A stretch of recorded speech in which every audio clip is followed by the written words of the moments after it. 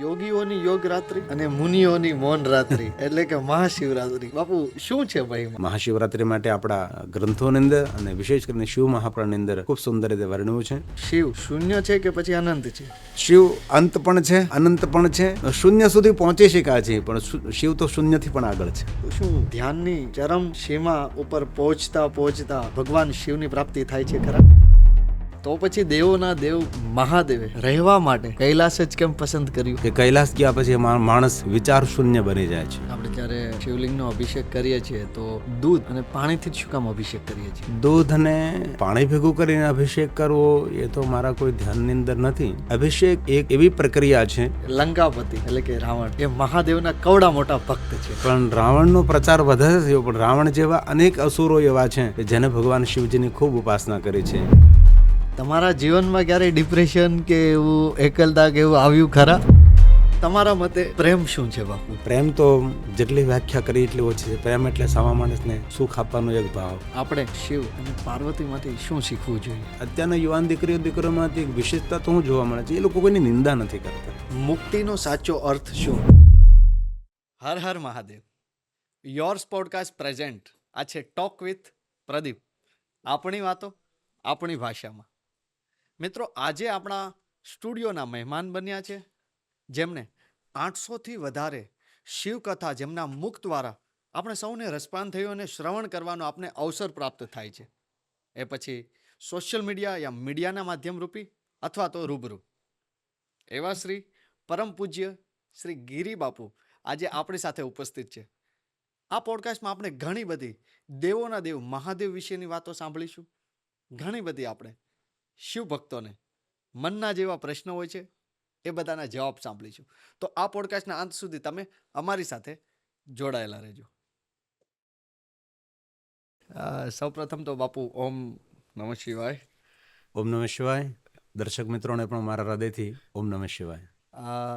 બાપુ પહેલાં તો તમે કેમ છો? એકદમ મજામાં છું, 24 કલાક મજામાં છું, એકદમ આનંદમાં છું. તો આ આનંદનું રાજ શું બાપુ? આધ્યાત્મિકતા. સતત ને સતત એનર્જી પૂરી પાડે. જે માણસ પરમાત્મામય જીવન જીવે છે એને હંમેશા કોઈ પણ સ્થિતિમાં સ્થિર પ્રજ્ઞ રહી શકે છે. એટલે આધ્યાત્મિક હોવું બહુ જરૂરી છે અને પરમાત્મા સાથે નિરંતર જોડાઈ રહેવું એ બહુ જ આવશ્યક છે. બાપુ, લગભગ તમને છેલ્લા હું ઘણા વર્ષોથી હું જોઉં છું, તો આ જ છબીમાં જોઉં છું, તો એટલું તમે મેન્ટેન કેવી રીતના રાખી શકો? પ્લીઝ અમારે જાણવું છે. ખાણી પીણી, રહેન સહેન, વ્યવહાર, વિચારોમાં સંયમ રાખવાથી માણસ લાંબા સમય સુધી શારીરિક રીતે, માનસિક રીતે તંદુરસ્ત રહી શકે છે. અને તમારા મતે શિવ કોણ છે? મારા મતે શિવ વિશ્વના સર્જક છે. શિવ જ શ્રેષ્ઠ છે, નિરાકાર છે, નિર્વિકાર છે, ઓમકાર છે, સગુણ છે, નિર્ગુણ છે, સકલ છે, નિષ્કલ છે. ભગવાન શિવજીને વર્ણન કરવા માટે આ જગતમાં કોઈ શબ્દોનું તો નિર્માણ નથી થયું, પણ વિચારોનું પણ નિર્માણ નથી થયું. શિવ કેટલા આમ શાંત છે? ભગવાન શિવ જેટલા શાંત છે એટલા આ દુનિયામાં કોઈ દેવતા શાંત નથી. અને શિવજીના ભક્તોનું લક્ષણ જ એવું હોઈ શકે છે. મહાદેવનો ભક્ત હંમેશા શાંત હોય છે અને પ્રસન્ન હોય છે. તો શું ભોળાનાથ એટલા જ ભોળા છે કે જે વ્યક્તિ જે માંગે એને આપી દે છે? આ સમાજની અંદર એક વહેમ ફેલાયેલો છે કે ભગવાન શિવ સ્વયં ભોળા છે, મહાદેવજી ભોળા નથી. પણ ભોળાને ભલા લોકો છે એમનો ઈશ્વર છે. લોકો એવું સમજી બેઠા છે કે ભગવાન સ્વયં ભોળા છે, જે પોતાની ભ્રુકુટી માત્રથી જગતનું સર્જન કરી શકતા હોય, જગતનું સંચાલન કરી શકતા હોય, જગતની રક્ષા કરી શકતા હોય. એ ભોળા કેમ હોઈ શકે છે? જે આ જગતની અંદર ભોળા માણસો પણ છે અને ભલા માણસો પણ છે. એમનો ભગવાન છે, એમનો નાથ છે. તેથી ભગવાન મહાદેવને આપણે ભોળાનાથ કહીએ છીએ. બાપુ, શિવ એક પિતા કેવા છે? જગત પિતરો વંદે પાર્વતી પરમેશ્વરો. જગતના સર્જક છે અને ભગવાન શિવ સૌના જન્મદાતા છે. તેથી ભગવાન શિવ જગતના પિતા છે. અને શિવ જેવા પિતા આ જગતની અંદર કોઈ બનવાનો પ્રયાસ કરે તો સંભવે નહીં સર્વથા. એમનામાંથી એક ગુણ પણ જો જીવનમાં પ્રાપ્ત થઈ જાય તો? એક ગુણ નહીં, પણ એક ગુણમાંથી 100% ભાગ જો જીવમાં આવી જાય તો પણ એ શિવ કહેવાય છે. તો પછી દેવોના દેવ મહાદેવે રહેવા માટે કૈલાસ જ કેમ પસંદ કર્યું? કૈલાસ એક શાંત વિસ્તાર છે. કૈલાસનું શિખર એક અનટચ છે અને કૈલાસના ઘણા બધા આધ્યાત્મિક અર્થો પણ થઈ શકે છે. જ્યાં નિરવ શાંતિ છે, પરમ શાંતિ છે. રાગ, દ્વેષ, ઈર્ષા, લોભ, મોહ, મમતા, કામ, ક્રોધ, એક પણ વસ્તુ ત્યાં વિકારી વસ્તુ ત્યાં નિવાસ નથી કરતી. અને જેને કૈલાસની યાત્રા કરી તેમને પણ ખબર હશે કે કૈલાસ ગયા પછી માણસ વિચાર શૂન્ય બની જાય છે. એ સ્થાન, એ ભૂમિનો એક અલગ મહિમા છે. તો શું આજે પણ ત્યાં શિવ બિરાજમાન હશે ખરા? હશે ખરાની છે જ.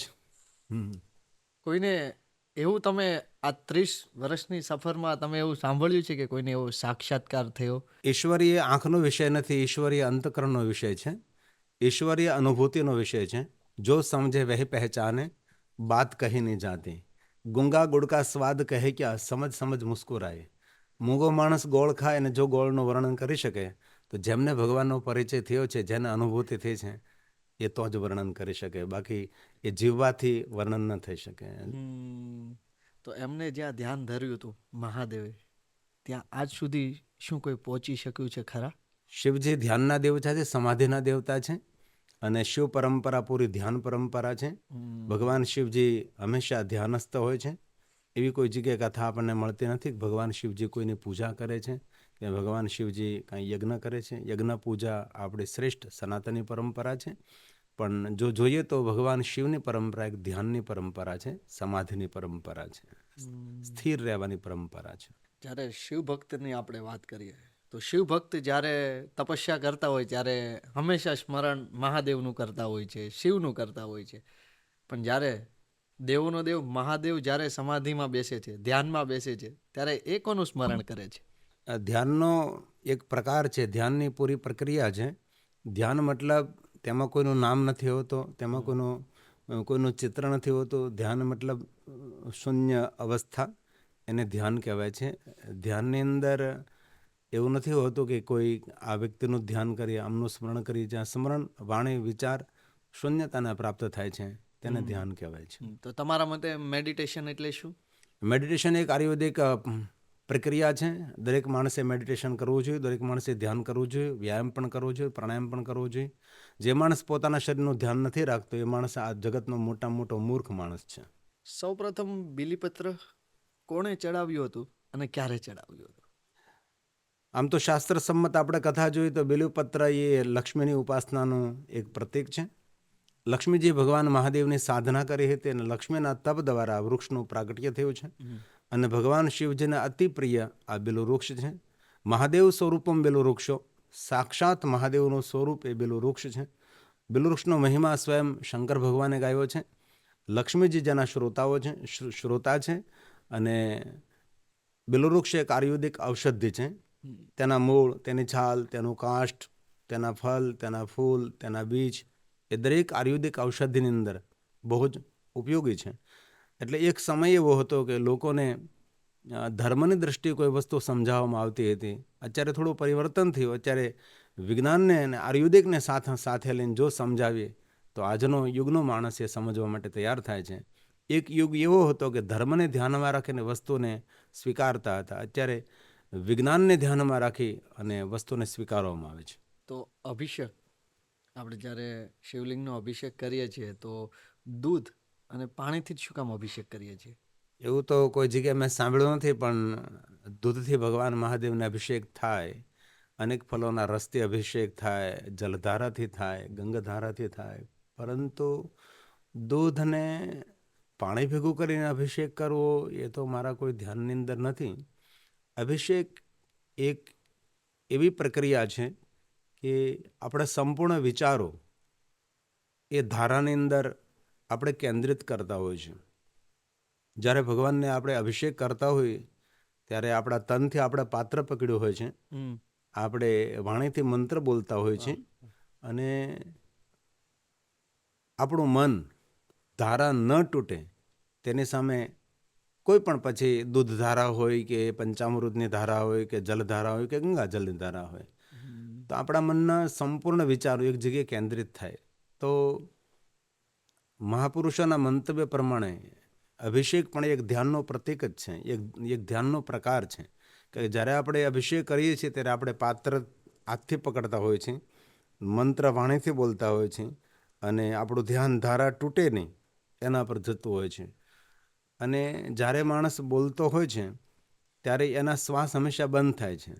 અને શ્વાસ બંધ થાય એટલે વિચારોનો તરંગો પણ બંધ થાય છે. કારણ કે જ્યારે શ્વાસ લઈએ છીએ ત્યારે જ વિચારોનો ઉદ્ભવ થાય છે. એક મોટું એક મનોવિજ્ઞાન છે આ. અઠવાડિયામાં 7 વાર આવે છે, તો 7 વારમાં સોમવારને લઈને શિવનું શું કામ મહત્વ છે? સોમવાર ચંદ્ર સંબંધી વાર છે અને ચંદ્ર ભગવાન મહાદેવના પરમ ભક્ત છે. આપણા 12 જ્યોતિર્લિંગમાંથી એક જ્યોતિર્લિંગ આપણું સોમનાથ મહાદેવ છે, સોમેશ્વર મહાદેવ છે, જે ચંદ્ર સંબંધી છે, જે ચંદ્રે ઉપાસના કરી હતી. આમ તો શિવ મહાપુરાણ ગ્રંથના આધારે જોઈએ તો સોમવાર ભગવાન મહાદેવની પૂજા માટે કહ્યું એવું આપણે ન કહી શકીએ, પણ સોમવાર સ્વયં ભગવાન શિવજીનું સ્વરૂપ છે. શિવ મહાપુરાણ ગ્રંથની અંદર ભગવાન મહાદેવે સ્વયં આ સોમવારના દિવસે લક્ષ્મીજીની પૂજાનો મહિમા કહ્યો છે કે સોમવારના દિવસે કોઈ લક્ષ્મીજીની ઉપાસના કરે તો લક્ષ્મીજી તેના પર બહુ કૃપા કરે છે. અને વિષ્ણુ પત્ની લક્ષ્મીજી પણ મહાદેવના પરમ ભક્ત છે.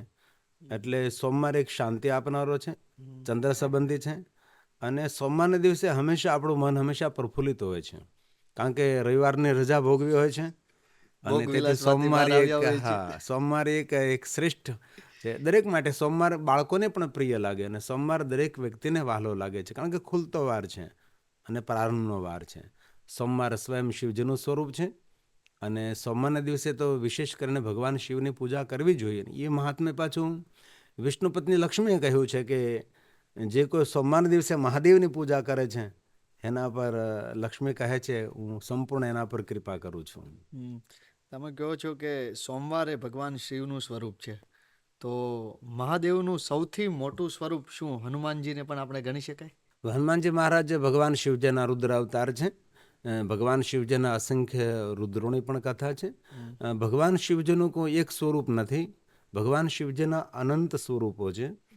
બ્રહ્માજીએ ભગવાન શિવની સ્તુતિ કરી છે. તેની અંદર બ્રહ્માજીએ સ્વયં કહ્યું છે કે ભગવાન શિવ આપનું ધ્યાન ધરવા માગું છું, ભગવાન શિવ આપની સ્તુતિ કરવા માગું છું, પણ પ્રશ્ન એ મારા જીવનમાં ઉદ્ભવ્યો છે કે કયા સ્વરૂપનું ધ્યાન કરું, કયા રૂપનું ધ્યાન કરું. અનંત સ્વરૂપ આપના છે, સંખ્યા ન વિદ્યતે, અગણિત આપના રૂપ છે, સ્વરૂપ છે. તો ભગવાન શિવજી હું કયા રૂપનું ધ્યાન કરું? એ બ્રહ્માજીની સ્તુતિમાં બ્રહ્માજીએ બહુ સુંદર રીતે ભગવાન શિવજીનું નિરૂપણ કર્યું છે. મારે થોડીક વાત, એવા પણ ઘણા પ્રશ્નો છે. અમે બધી ચર્ચા વિચારણા કરી કે લંકાપતિ એટલે કે રાવણ એ મહાદેવના કવડા મોટા ભક્ત છે. લંકાપતિ રાવણ મહાદેવના પરમ ભક્ત છે, કારણ કે એ ભગવાન શિવજીનો જ ગણ હતો. અને તેથી નારદજીએ પણ તેને કહ્યું હતું કે તમે અસુર કોટીમાં તમારો જન્મ થશે પણ તમે ભગવાન શિવની ભક્તિથી વંચિત નહીં રહો. એ નારદજીના આશીર્વાદ પણ હતા. એ બહુ જ મોટી પૌરાણોક્ત કથા છે. તો એ નારદજીના આશીર્વાદ હતા, કારણ કે મહાદેવના ગણ હતા. નારદજી સાથે થોડી એની સાથે શબ્દો ચર્ચાને કારણે નારદજીને એવું કહ્યું હતું કે તમે તમારું મુખ વાંદર જેવું છે. તો નારદજીએ શિવગણોને શ્રાપ આપ્યો હતો અને શ્રાપ આપવાની સાથે શિવગણોએ બહુ ક્ષમા માગી હતી. ત્યારે નારદજી કહ્યું કે મારો શ્રાપ તમને થયો છે, તમે અસુરકુળમાં તમારો જન્મ થશે પણ શિવ ભક્તિથી તમે વંચિત નહીં રહો. એટલે રાવણ મહાદેવના પરમ ભક્ત છે. પણ રાવણનો પ્રચાર વધારે થયો, પણ રાવણ જેવા અનેક અસુરો એવા છે કે જેને ભગવાન શિવજીની ખૂબ ઉપાસના કરી છે. એક વિશેષ પ્રકારે હું કહી શકું છું બાણાસુર, મહાદેવની અદ્ભુત જેને સાધના કરી છે. બાણાસુરનો પ્રચાર પ્રસાર ઓછો થયો એટલે લોકોને બાણાસુર બહુ ધ્યાનમાં ન આવ્યા, પણ લંકાપતિ રાવણ બહુ જ પ્રકાશમાં આવ્યા. અને લંકાપતિ રાવણ એ મહાદેવને સંપૂર્ણ સમર્પિત હતા. અને રાવણનું એવું ચરિત્ર છે કે રાવણ કોઈની સામે આંસુ નહીં પાડતો હતો, પણ રાવણ જ્યારે ભગવાન શિવની ઉપાસના સાધના કરતો, મહાદેવને સામે જ્યારે રાવણ આવતા હતા ત્યારે રાવણ રડી પડતા હતા. એ રાવણની સમર્પણ ભક્તિ હતી મહાદેવ પ્રત્યે. બાપુ, અવડી મોટી સફર આ 30 વર્ષની, શું કેવું છે જિંદગીને? જો કંઈક કહેવું હોય તો બાપુ શું કહેશો તમે? કથા કરતાં કરતાં 30 વર્ષ વીતી ગયા. 803મી કથા અત્યારે મહાશિવરાત્રિ નિમિત્તે સુરતમાં ચાલે છે. જિંદગીને તો શું કહી શકાય, દરેક સ્થિતિમાં માણસે જિંદગી જીવવી જોઈએ. મારા શ્રોતાઓને હંમેશા હું કહ્યા કરું છું, કોઈ પણ સ્થિતિમાં, કોઈ પણ પરિસ્થિતિમાં એકવાર જીવી લો અને સરસ રીતે જીવી લો. કોણ શું બોલે છે, કોણ તમને શું કહે છે, એ બધું છોડો. તમે કઈ રીતે જીવો છો એ બહુ મહત્વનું છે. અને કોઈ પણ સફળ માણસ હોય એ સફળ માણસના કોઈ દુઃખને જાણતું નથી. ઘણા બધા પડાવો પાર કરવા પડે, ઘણા બધા સંઘર્ષો પાર કરવા પડે, ઘણું બધું જીવનમાં સહન કરવું પડે, ત્યારે જ કોઈ પણ માણસ કોઈ પણ ક્ષેત્ર, પછી આધ્યાત્મિક ક્ષેત્ર હોય, સામાજિક ક્ષેત્ર હોય, રાજકીય ક્ષેત્ર હોય કે ઔદ્યોગિક ક્ષેત્ર હોય, એ ટુ ઝેડ કોઈ પણ ક્ષેત્રની અંદર માણસે સફળ થવું હોય, આગળ વધવું હોય તો ઘણું બધું છોડવું પડે, ઘણું બધું ત્યાગવું પડે અને માણસે ખૂબ સહન કરવું પડે છે. થોડાક હવે હું અંદરના એવા પ્રશ્ન લેવા માંગુ છું બાપુ. તમારા જીવનમાં ક્યારેય ડિપ્રેશન કે એવું એકલતા કે એવું આવ્યું ખરા? તમારા ભાઈ પ્રશ્ન હજારો આવતા હશે લોકોના, પણ તમારા જીવનમાં ક્યારે એ સમય આવ્યો ખરા? અજ્ઞાની માણસોના જીવનમાં એકાંત એ નર્ક કરતાં ભયંકર હોય છે. પણ જે માણસ વિદ્વાન છે, જ્ઞાની છે, ભગવાનના ભક્ત છે, શાસ્ત્રનું અધ્યયન કરે છે, એના માટે એકાંત એ બાગ બગીચા કરતાં પણ શ્રેષ્ઠ હોય છે. જે કાંઈ વિદ્યાઓ ગ્રહણ કરવી છે તો એના માટે એકાંત બહુ જરૂરી છે, વાંચન જરૂરી છે.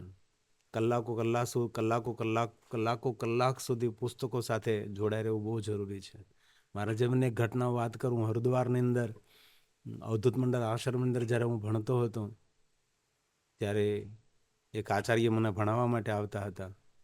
તો એકવાર રાત્રે હું ભણવા બેઠો તો હંમેશા 7 વાગ્યાની આસપાસ મારું ભોજન આવતું હતું આશ્રમમાંથી અને મને મારા રૂમની અંદર ભોજન આપી જતા હતા. પણ હું ભણવામાં એટલો બધો તલ્લીન થઈ ગયો હતો કે મને ખૂબ ભૂખ લાગી. પછી તો મને ખબર પડી કે અરે કેમ કોઈ મને ભોજન આપવા ન આવ્યું, આટલી બધી વાર લાગી. તો મેં ઘડિયાળમાં જોયું તો રાતના 2 વાગી ગયા હતા.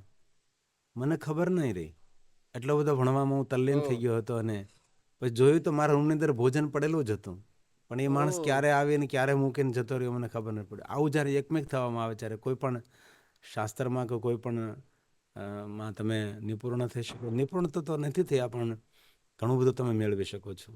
તમારા મતે પ્રેમ શું છે બાપુ? પ્રેમ તો જેટલી વ્યાખ્યા કરી એટલી ઓછી છે. પ્રેમ એટલે સામા માણસને સુખ આપવાનો એક ભાવ. આપણાથી સામેનો માણસ કેવી રીતે પ્રસન્ન રહે, કેવી રીતે ખુશ રહે, આપણે તેને વધારેમાં વધારે સુખ કઈ રીતે આપી શકીએ, આપણાથી તેને મુક્ત જિંદગી મળે, આપણે તેને સ્વતંત્રતા મળે, એને પ્રેમ કહેવાય છે. પ્રેમમાં કોઈ બંધન ન હોય, આકાશમાં ઉડવાનો એક અવસર મળે, તેના દિલ ખોલીને તેના વિચારો વ્યક્ત કરવાનો એક અવસર મળે, આને પ્રેમ કહેવાય છે. પ્રેમની વ્યાખ્યા સમજવી, સમજાવવી એ તો અનુભવનો વિષય છે, એક અનુભૂતિનો વિષય છે. પ્રેમને વર્ણવો તો પ્રેમ સૌ કોઈ કહે, પ્રેમ ન જાને કોઈ, એ તો જગ જાહેર આ પંક્તિ છે. બાપુ અત્યારે જોવા જાય ને તો બ્રેકઅપ બહુ જ વધી ગયું છે. અત્યારે અમારી યંગ જનરેશનની વાત કરું તો પહેલાં તો સાથે હોય ત્યારે વખાણ કરતા ન થાકે કે તમે આ છો તે છો, ને જ્યારે જુદા પડવાની વાત આવે પછી અવગુણ સિવાય કાંઈ જ વાત ન થાય. તો આનું મેન કારણ શું બાપુ? આમ તો એવું છે, એકબીજાનો વહેમ છે. આજે છૂટાછેડાના કેસ એટલા બધા વધી રહ્યા છે, અમે જોઈએ છીએ. અમે ઘણા લોકોના વિવાહમાં હાજરી પુરાવા જઈએ તો અમને દુઃખ થાય છે કે 1 કરોડ, 1.5 કરોડ, 2 કરોડ રૂપિયાના, 3 કરોડ રૂપિયાના ખર્ચ કરે એટલા મોટા મોટા ધનપતિઓ લોકો, અને પછી 6 મહિના પછી અમે મળીએ તો એ લોકો છૂટા થયેલા હોય છે. તો એટલું દુઃખ થાય કે એટલો બધો ખર્ચ કર્યો, એટલા આલ્બમ, એટલું રેકોર્ડિંગ, એટલું શૂટિંગ કર્યું, અને હવે બસ કરોડો રૂપિયાનો ખર્ચ પાણીમાં જતો રહ્યો. એનું કારણ એક જ છે, એકબીજા પ્રત્યે વિશ્વાસ નથી, એકબીજા પ્રત્યે વિશ્વાસનો અભાવ છે. અને ખાસ તો દુઃખની વાત છે કે પહેલાંના સમયમાં બહેનો એવી હતી કે પોતાનો પતિ બહાર ગયો હોય અને આવી જાય એટલે એટલું જ બોલતી હતી, આવી ગયા. હવેની હંમેશા નારી એવું જ બોલે, તમે ક્યાં છો? પહેલો કે હું અહીંયા છું. તો ત્યાં શું કરો છો? જવાબ આપે કે હું બસ આ કામ કરું છું. તમારી સાથે કોણ છે? આ પ્રશ્નોત્તરીને કારણે ઘણીવાર માણસ ખોટું બોલવા માટે મજબૂર થતો હોય છે. તો હંમેશા એકબીજા ઉપર વિશ્વાસ રાખે, એકબીજાને આકાશમાં ઉડવાનું ફ્રીડમ મળે. લગ્ન જીવનને લાંબા સમય સુધી જીવવું હોય ને અંત સુધી જીવવું હોય તો એકબીજા ઉપર વિશ્વાસ રાખો, અને હંમેશા નારી પોતાના પતિના પડછાયો બની અને સાથે રહે. પડછાયો તો અંધારામાં સાથ નથી આપતો, પણ પત્ની તો એવી હોય જોઈએ કે પુરુષને અંધકાર દુઃખમાં પણ સાથ આપે. એમ બંને પાત્રોની અંદર અત્યારે ઘણી બધી કમીઓ વર્તાય છે અને ઘણીવાર એવું લાગે કે સંસ્કારનો અભાવ હોય, સત્સંગનો પણ અભાવ હોય, ધર્મગ્રંથોના અધ્યયનનો પણ અભાવ હોય અને જે સંસ્કાર સંપન્ન પરિવાર છે એમાં તો આવું ઓછું જોવા મળે, પણ સંસ્કાર વિહીન લોકો જે છે એનામાં આવું બધું બહુ જોવા મળે છે. એટલે મેં અમારા શ્રોતાઓને કહે કે ભાઈ તમારા બાળકોને સત્સંગી બનાવો, તમારા બાળકોને આપણા શાસ્ત્રપ્રિય બનાવો, સંતોની વાણી સંભળાવો, સહનશીલ બનવાના પાઠ ભણાવો. એટલે આજે છૂટાછેડા એટલા બધા થઈ રહ્યા છે કે અમને પણ ઘણીવાર ચિંતા થાય કે આવી રીતે કેવી રીતે આ સંસાર ચાલતો રહેશે. લગભગ લોકો થોડા સમયની અંદર પતિ પત્ની છૂટા થઈ જતા હોય છે. એક આપણા દેશ માટે તો બહુ જ કરુણતાનો વિષય છે. આ ખરેખર નહીં થવું જોઈએ. વધારે પડતું ભણતર, વધારે પડતી હોશિયારી, વધારે પડતી અપેક્ષાઓ, વધારે પડતા વહેમ એ માણસને દુઃખ તરફ ધકેલી જાય છે. આપણે શિવ અને પાર્વતીમાંથી શું શીખવું જોઈએ? શિવ અને પાર્વતીનું દાંપત્ય જીવન એના સમાન દુનિયામાં કોઈ દાંપત્ય જીવન નથી. હંમેશા વર અને કન્યાને જ્યારે આશીર્વાદ આપવાના હોય છે ત્યારે એક જ આશીર્વાદ આપે, શંકર પાર્વતીની સૌભાગ્ય. પાર્વતીએ કોઈ દિવસ ભગવાન શિવને ફરિયાદ નથી કરી અને ભગવાન મહાદેવજીએ પાર્વતીને કોઈ દિવસ ડિસ્ટર્બ નથી કર્યા. દાંપત્ય જીવન હોય તો શિવ અને પાર્વતી જેવું છે. સર્વગુણ સંપન્ન દાંપત્ય જીવન છે. ભગવાન શિવ જેવું દાંપત્ય જીવન આ દુનિયામાં કોઈ પણ દંપતીનું ન હોઈ શકે. હૃદયથી મહાદેવને પ્રાર્થના કરું છું કે શિવ અને પાર્વતીના ગુણોને ગ્રહણ કરે અને દરેક દંપતીનું જીવન શિવ પાર્વતી જેવું દાંપત્ય તેનું બને એવી બહુ દિલથી મહાદેવને હું પ્રાર્થના કરું છું. એટલે કે સંબંધ પ્રોપર ટકાવી રાખવા માટે વારંવાર ફરિયાદ ના કર, ફરી યાદ કર. આ સંબંધો ટકાવવા માટે તો કોઈ ફરિયાદ કોઈ નહીં હોવી જોઈએ. બસ સમર્પણ હોવું જોઈએ. જેની સાથે લગ્ન થયા છે એ આપણાથી કેવી રીતે પ્રસન્ન રહે, આપણાથી કેવી રીતે ખુશ રહે, આપણાથી કેવી રીતે સુખી રહે. ઘણું બધું નજરઅંદાજ કરવું પડે. ગુજરાતીમાં કહું તો દાંપત્ય જીવન ટકાવવા માટે આંખ આડા કાન કરવા પડે છે. જાણતા હો તો પણ અજાણ રહેવું પડે છે. તમારા પતિ વિશે તમે કાંઈ જાણો છો તો પણ તમને ખબર નથી એવી રીતનો વ્યવહાર તમારા પતિ સાથે તમારો હોવો જોઈએ. પતિએ પણ પોતાની પત્ની વિશે કાંઈ જાણતો હોય તો પતિએ પણ એવી રીતે રહેવું જોઈએ કે તેને ખબર છે છતાં તેની પત્નીને એવું ન ખબર પડે કે તમે જાણો છો. એવી રીતે રહેવામાં આવે તો ઘણું બધું સારું થાય. કારણ કે દાંપત્ય જીવન જો જલ્દી છૂટા થઈ જાય તો કોઈ તકલીફ નથી, પણ નાના બાળકો હોય ને પછી પતિ પત્ની અલગ પડે ત્યારે બાળકોનું ભવિષ્ય ધૂંધળું થઈ જાય છે. આવા ઘણા અનેક દંપતીઓ મેં જોયા છે. ત્યારે આપણને પણ એ દુઃખ થાય છે. બાપુ, આમ બધા મંદિરમાં આપણે જ્યારે જઈએ ત્યારે ત્યાં શ્રીફળ વધેરવામાં આવે છે, તો શિવાલયમાં કેમ શ્રીફળ વધેરવામાં નથી આવતું? મહાદેવજી અખંડાનંદ છે, જેથી ભગવાન શિવજીને જે કાંઈ વસ્તુ અર્પણ કરી અખંડ વસ્તુ અર્પણ કરવાની હોય છે. જલધારા અખંડ, અખંડ બિલ્વપત્ર પણ અખંડ, પુષ્પ પણ અખંડ.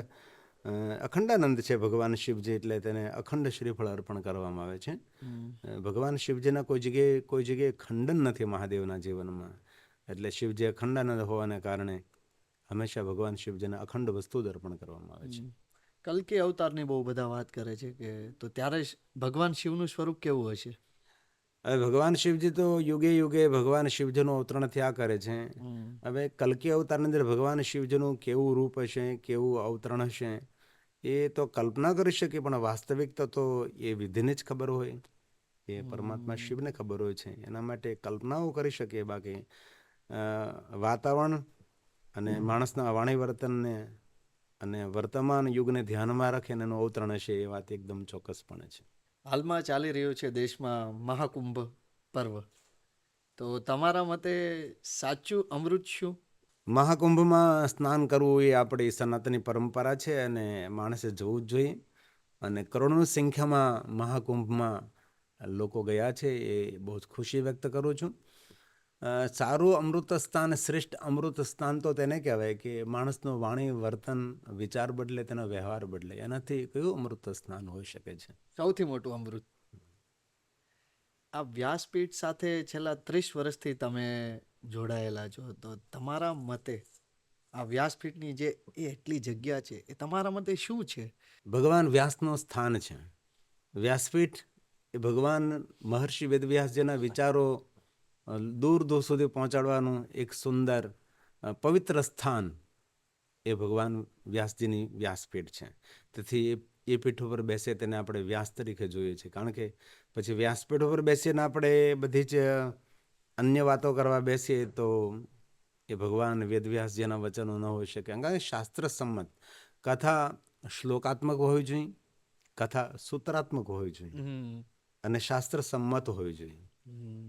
એ કથા હંમેશા લોકોના હૃદય સુધી પહોંચે છે. વ્યાસપીઠ મારા માટે ભગવાન વ્યાસજીનું સ્થાન છે. મારા માટે વ્યાસપીઠ એ શિવજીની ગોદ છે અને ભગવાન વ્યાસજીનું સંપૂર્ણ ચરણ છે. બાપુ, અમે તો પહેલાં તમારી કથા વધારે અમે ગુજરાતી ભાષામાં સાંભળતા હતા અને હવે છેલ્લા વર્ષોથી અમે હિન્દી ભાષામાં વધુ સાંભળીએ છીએ. તો આનું મુખ્ય કારણ તમે જણાવી શકો ખરા? એમાં એવું છે ભાઈ કે ગુજરાતી પહેલાં હું બોલતો હતો, પણ ઝાઝા ભાગે અમારા આયોજકો પણ ગુજરાતી હોય, હું જન્મથી ગુજરાતની, હું ગુજરાત હોય, મારી ભાષા ગુજરાતી, મારી માતૃભાષા ગુજરાતી, અને ગુજરાતમાં જ બધા આયોજનો થતા હતા. પણ પછી અમારી ચેનલ એક આસ્થા ચેનલ છે, તો આસ્થાની અંદર અમે ગુજરાતી કથાઓ આપતા, પણ આસ્થા ચેનલના CEO હંમેશા અમને કહેતા હતા કે બાપુ હિન્દી બોલો તો અનેક શ્રોતાઓ સુધી આપની કથા પહોંચે. પણ હિન્દી આપણા ગુજરાતીઓ હિન્દી કેવું બોલે તો આપણને ખબર છે. તો પછી એક પ્રયાસ કર્યો અને ખાસ કરીને હિન્દી બોલવાનો પ્રયાસ મારો કોરોના કાળમાં વધારે થયો. કારણ કે કોરોના કાળની અંદર જાહેર કથાઓ ઓછી થતી હતી. અમે લોકો ઓનલાઈન કથા કરતા હતા આસ્થા ટીવીના માધ્યમથી. આસ્થા ઇન્ટરનેશનલ, આસ્થા ભજન ચેનલના દ્વારા 180 દેશની આસપાસ કથા પહોંચતી હતી. તેથી ગુજરાતી ભાષા ખાલી ગુજરાતી ભાઈઓ બહેનો સમજી શકે છે. હિન્દીમાં જો હું કથા કરું તો ગુજરાત બહાર જેટલા આપણા મહાદેવના ભક્તો છે તેને મહાદેવની સાચી વાત સમજવાને સાંભળવા મળે. તેના માટે મેં હિન્દીમાં કથા વધારે કરું છું.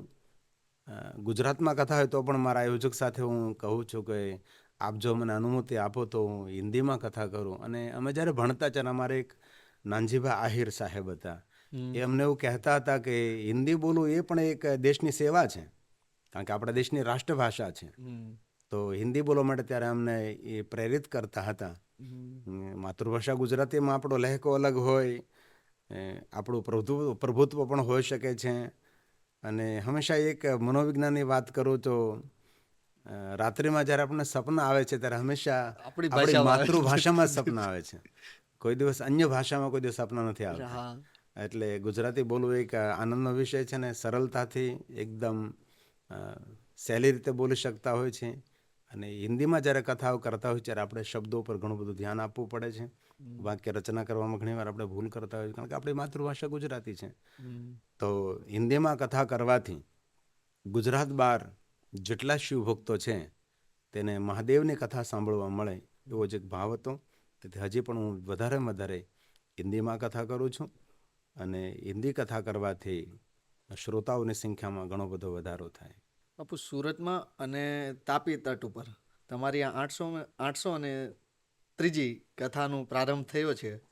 તો આ 30 વર્ષનો અનુભવ અને આ 803 કથામાં એવો કોઈ અનુભવ છે કે જે આજે તમને યાદ આવે છે? અલગ જ અનુભવ. દરેક કથાનો અનુભવ અલગ અલગ હોય છે, કારણ કે રોજ સૂર્ય ઉગે ને અનુભવ નવા લઈને આવે છે. હર પલ માણસના જીવનનો અનુભવ અલગ અલગ હોય છે. દરેક કથાનો અનુભવ અલગ હોય છે.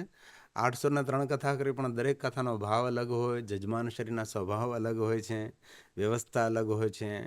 પણ બસ એક ભાવથી ભગવાનની કથા થાય છે. ભાવ ભાવાકર્મ શિવમ. હંમેશા હું કથામાં કહ્યા કરું કે મહાદેવની દુનિયા એ ભાવથી ભરેલી દુનિયા છે. શિવજીને જો સમજવા હોય તો ભાવસભર જીવન જીવવું પડે. તો અનુભવો પણ અલગ અલગ છે, ભાવ પણ અલગ અલગ છે.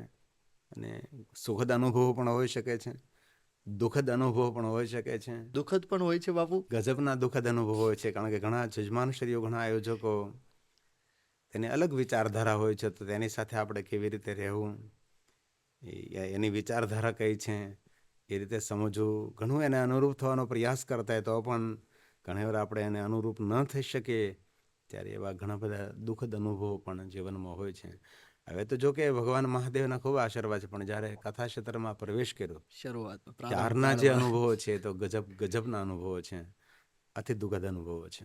પહેલી જ્યારે કથા હતી બાબુ, પહેલી જ કથા, ત્યારે એ ડર હતો ખરા થોડો પણ? ના, ડર તો નહીં હતો, કારણ કે ભગવાન મહાદેવની કથા કરવાનો એક મને ઉત્સાહ હતો કે મને મહાદેવની વાહ. કથા કરવી છે. આજથી 1996માં મેં પહેલી કથા કરેલી. 26 જાન્યુઆરી કથાનો પ્રારંભ કરેલો મેં, અને મને જગ્યા ગૌરવ કઈ? થાય છે. હા, કઈ જગ્યા હતી આ? ભાવનગર, આનંદનગર સ્વામિનારાયણ મંદિરમાં મેં પહેલી શિવ મહાપણ કથા કરેલી, અને ગૌયા સ્વામી અને બાલકૃષ્ણ સ્વામી બંને એ શિવકથાના આયોજક હતા, અને એમના દ્વારા કથા સંચાલિત થઈ હતી. પહેલી કથા 1996માં 26 જાન્યુઆરી કરી અને સ્વામિનારાયણ સંપ્રદાયના સંતોની ઉપસ્થિતિમાં કરી. બાજુમાં સોમનાથ મહાદેવનું સુંદર શિવાલય હતું, પણ ત્યાં ભગવાન મહાદેવની કથા નથી, પણ ભગવાન સ્વામિનારાયણના સાનિધ્યમાં મને મહાદેવની કથા કરવાનો અવસર પ્રાપ્ત થયો. વર્ષો વીતી ગયા. પહેલી વિદેશ યાત્રા ક્યારે થઈ હતી? પહેલી વિદેશ યાત્રા 2009માં મેં પહેલી ઇંગ્લેન્ડની યાત્રા કરી, યુકેની યાત્રા કરી, ત્યાર પછી ક્રમશઃ અનેક દેશોની અંદર યાત્રા કરવાનો મને કથાના માધ્યમથી અવસર મળ્યો છે. બાપુ, એક પ્રશ્ન એવો અમારો બધાનો પર્સનલી હતો કે જ્યારે ભારતમાં કથા હોય તો એ 9 દિવસની હોય છે, અને જ્યારે વિદેશની ધરતી ઉપર જ્યારે કથા હોય છે તો એ 7 દિવસ કેમ હોય છે? એમાં જ્યારે અમે વિદેશમાં જઈએ ત્યારે અમુક કથાઓ 9 દિવસની હોય છે, અમુક કથા 7 દિવસની હોય છે. કારણ કે ત્યાં જાહેરમાં કથા નથી હોતી, ત્યાં મંદિરમાં કથા હોય છે, મંદિરમાં હોલ હોય, ત્યાં કથા હોય. પણ અમેરિકાની અંદર જેટલી કથા થાય છે એ બધી જ અમે 9 દિવસની કથા કરી છે. પછી યુકેમાં લેસ્ટરની જે કથા હોય છે, લંડન પ્રોપરની કથા હોય છે, એ બધી 9 દિવસની હોય છે. પણ જ્યાં આપણો સમાજ અને સમૂહ નાનો છે ત્યાં હંમેશા 7 દિવસની કથા હોય છે. અને કોઈનો આગ્રહ હોય કે મને 7 જ દિવસ કથા કરવી છે તો 7 દિવસ અમે કથા કરી આપીએ. અને કોઈ એમ કહે કે મને 11 દિવસ કથા કરવી છે તો હું કરી આપું. કોઈ તો એવા અમારા જજમાનશ્રીઓ હોય છે કે 11 દિવસ 2 સમય કથા કરવી છે, સવારમાં 9 થી 12, બપોરે 3 થી 6, તો એ કથા પણ હું કરી શકું છું. અને એવી ઘણી બધી કથાઓ મેં કરી છે કે જે 11 દિવસની કથા હોય અને 2 સમય કથા હોય. અને પહેલાં તો કથાનો એક દોર હતો કે બધી જ કથાઓ 2 સમય થતી હતી, 9 થી 12 ને 3 થી 6. હવે સમય સંજોગો અને ધ્યાનમાં રાખીને એક સમયે અમે કથા કરીએ છીએ, 3 થી 3.5 કલાક, 4 કલાક. સવારની કથા હોય તો 9:30 થી 12:30, 1 વાગે કથા પૂર્ણ થાય. બપોર પછીની કથાનો સમય હોય તો 3 વાગે કથા પ્રારંભ થાય. ઠંડીના દિવસો હોય તો 2:30 વાગે કથા પ્રારંભ થાય. એવી રીતે કરી 5:30, 6 વાગે અમે કથા પૂર્ણ કરતા હોય છે. જજમાન શું કહે છે? આમ તો વિદેશવાળા તો એવું જ કહે કે ભાઈ શનિ રવિમાં 2 દિવસ કથા કરવી છે, કારણ કે તેમની પાસે સમય નથી, એટલે એ લોકો સમય નથી આપી શકતા. પણ અમે એવો સમય કથાનો રાખીએ કે 5 વાગે કથા શરૂ થાય અને રાત્રે 8, 8:30 કથા પૂર્ણ થાય. અને 8:30 એવી વ્યવસ્થા રાખીએ કે એને ઘરે જઈને તેને રસોઈ બનાવવી ન પડે, અને કથામાં જે લોકો ભોજન કરી લે. અને જો જે સાથે ટિફિન લઈને આવે તેને કથાની અંદરથી જ એનું ભોજન પ્રસાદ તેને ટિફિન આપવામાં, જેથી કરીને ઘરે કોઈ દાદા દાદી કે અથવા ઘરે કોઈ છે તો એને પણ ઘરે જઈને રસોઈ બનાવવી ન પડે. આવી સુવિધા વ્યવસ્થા સાથે અમે ઇંગ્લેન્ડની અંદર, યુરોપની અંદર કથા કરતા હોય છે. અને કથાના પ્રારંભે પણ કાંઈ ને કાંઈ વ્યવસ્થા હોય છે જેથી કરીને કામ ધંધેથી, બિઝનેસ કે તે ઓફિસથી આવ્યો હોય તો તેને કાંઈનું કાંઈ ખાવા પીવા મળે, એ રીતે સુંદર નાસ્તો. અને પછી કથા પ્રારંભ થાય અને પછી કથા પૂર્ણ થાય એટલે તો એક સુંદર ભોજન હોય છે. એટલે લોકોને પોતાની જવાબદારી પણ થોડી ઓછી થાય એવો પ્રયાસ અમે કરતા હોય છે.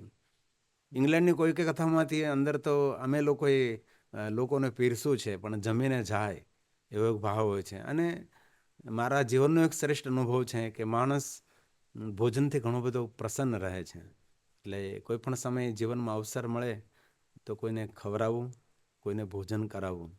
આપણા શાસ્ત્રોમાં તો એવું કહ્યું છે કે તમે ધ્યાન કરતા હો, માળા કરતા હો કે યજ્ઞ કરતા હો, કે તમારો નિયમ છે કે ભાઈ પૂજા કરતાં કરતાં ઊભો ન થવું, પણ આંગણે કોઈ ભૂખ્યો માણસ આવે તેને બધા જ નિયમોને એક બાજુ મૂકીને તેને ભોજન કરાવવું, એ આપણે સનાતનની શ્રેષ્ઠ પરંપરા છે. તેથી બીજાને જમાડવામાં કોઈ દી કંજૂસ નહીં થવું. બાબુ, મેં તમારી આગળ પણ કથા સાંભળી છે. તો એક એવો પ્રશ્ન હતો કે તમારી ટીમમાંથી એક ભાઈ હતા જેમ હવે કદાચ વચ્ચેથી મને નથી ખબર, એ ધૂનમાં ઘણી જગ્યાએ તમારે સાથે હોય છે, એ ભાઈને આજે યાદ કરીએ તો? દિલીપ પાનસોરિયાનું નામ હતું. એ 15 વર્ષનો હતો ત્યારે એના હા. પિતાશ્રી મારી સાથે મૂકી ગયા હતા અને એમને 7 મહિનાનો જન્મ થયેલો હતો અને હૃદયમાં તેને કાણું હતું અને ડૉક્ટરે કહ્યું હતું કે આ છોકરો 15 વર્ષે આ ધરતી પર નહીં રહે. તો સરસ ગાયક હતો અને નાનકડો છોકરો એના પિતાશ્રી મૂકી ગયા હતા, દામજીભાઈ. અને આવ્યો ત્યારે મેં જોયું તો કેટલાય બધા એના બાટલા લઈને આવ્યો હતો દવાના. સવારે ઓહો. દવા, ભોજન પહેલાં દવા, ભોજન પછી દવા, બપોરે દવા, રાત્રે દવા, દવા દવા દવા દવા બધી પીતો હતો એમ. મેં પૂછ્યું કે આ શું છે બધું, એને બધી એની વાત કરી કે આવી રીતનું છે એમ. મેં કાંઈ વાંધો નહીં, તો હવે મારી સાથે રહે. પછી દિલીપ પાનસોરીને અમે સંગીતકારો સાથે નહીં રાખતા હતા, કારણ કે સંગીતકાર ભાઈઓનું નિવાસસ્થાન અલગ હોય છે. અમારું નિવાસસ્થાન અલગ હોય છે, તો હું એને મારી સાથે રાખતો હતો અને હંમેશા મારી સાથે મેં એને રાખ્યું. ખાવા પીવામાં પરેજી, બેસવા ઉઠવામાં પરેજી. તો ધીરે ધીરે કરતાં એની દવાઓ બધી છૂટવા લાગી અને 33 કે 35 વર્ષ સુધી એ પહોંચી ગયો. પણ એમને મેં ના પાડી હતી તો હું લગ્ન નહીં કરતો, કારણ કે તને હૃદયમાં તકલીફ છે તો લગ્ન નહીં કરો તો વધારે સારું. પરંતુ એના લગ્ન થયા અને એ લગ્ન થયા પછી લગભગ 7 મહિને કે 8 મહિને કે 9 મહિને એ દિલીપભાઈ આ દુનિયા છોડીને જતા રહ્યા. પતલા અવાજમાં ગાતો હતો અને બહુ સુંદર ગાતો હતો. અમારા સ્ટેજની એક શોભા હતી. પણ આજે એની એક નાનકડી દીકરી છે અને એમના ધર્મપત્ની છે, એમના સાસુ સસરા સાથે રહે છે. પણ દિલીપભાઈ પાનસોરીને હજી પણ અમારે સ્ટેજ ઉપર કમી વર્તાય છે. બાપુ, 12 જ્યોતિર્લિંગનું અલગ અલગ શું મહત્વ છે? 12 જ્યોતિર્લિંગની ઉર્જા અલગ છે, 12 જ્યોતિર્લિંગોની પરંપરા અલગ છે. 12 જ્યોતિર્લિંગ મતલબ 12 જ્યોતિ છે. એમાં પ્રથમ જ્યોતિ આપણા સોમનાથ મહાદેવની છે, જે શાંતિ આપનાર છે, સંપત્તિ આપનાર છે, સુમતિ આપનાર છે, સંતતિ, મન કામના બધી જ પૂર્ણ કરનાર આપણા પ્રથમ જ્યોતિર્લિંગ, જ્યાં ચંદ્રદેવ ઉપાસના કરી છે. રોગ નાશ કરનારું સ્થાન છે, માનસિક પ્રફુલ્લિત આહલાદિત કરનારું સ્થાન પ્રભાસ તીર્થ છે અને એ પ્રથમ જ્યોતિર્લિંગ સોમનાથ મહાદેવ છે.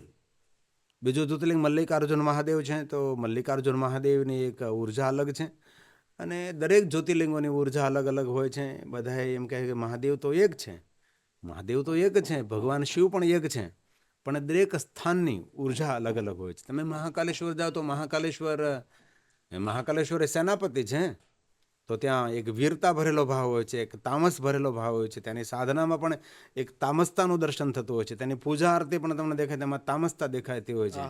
અને ભગવાન સોમનાથ મહાદેવની પૂજા આરતીમાં સાત્વિકતા દેખાય, તમે શાંતિનો ભાવ દેખાય છે.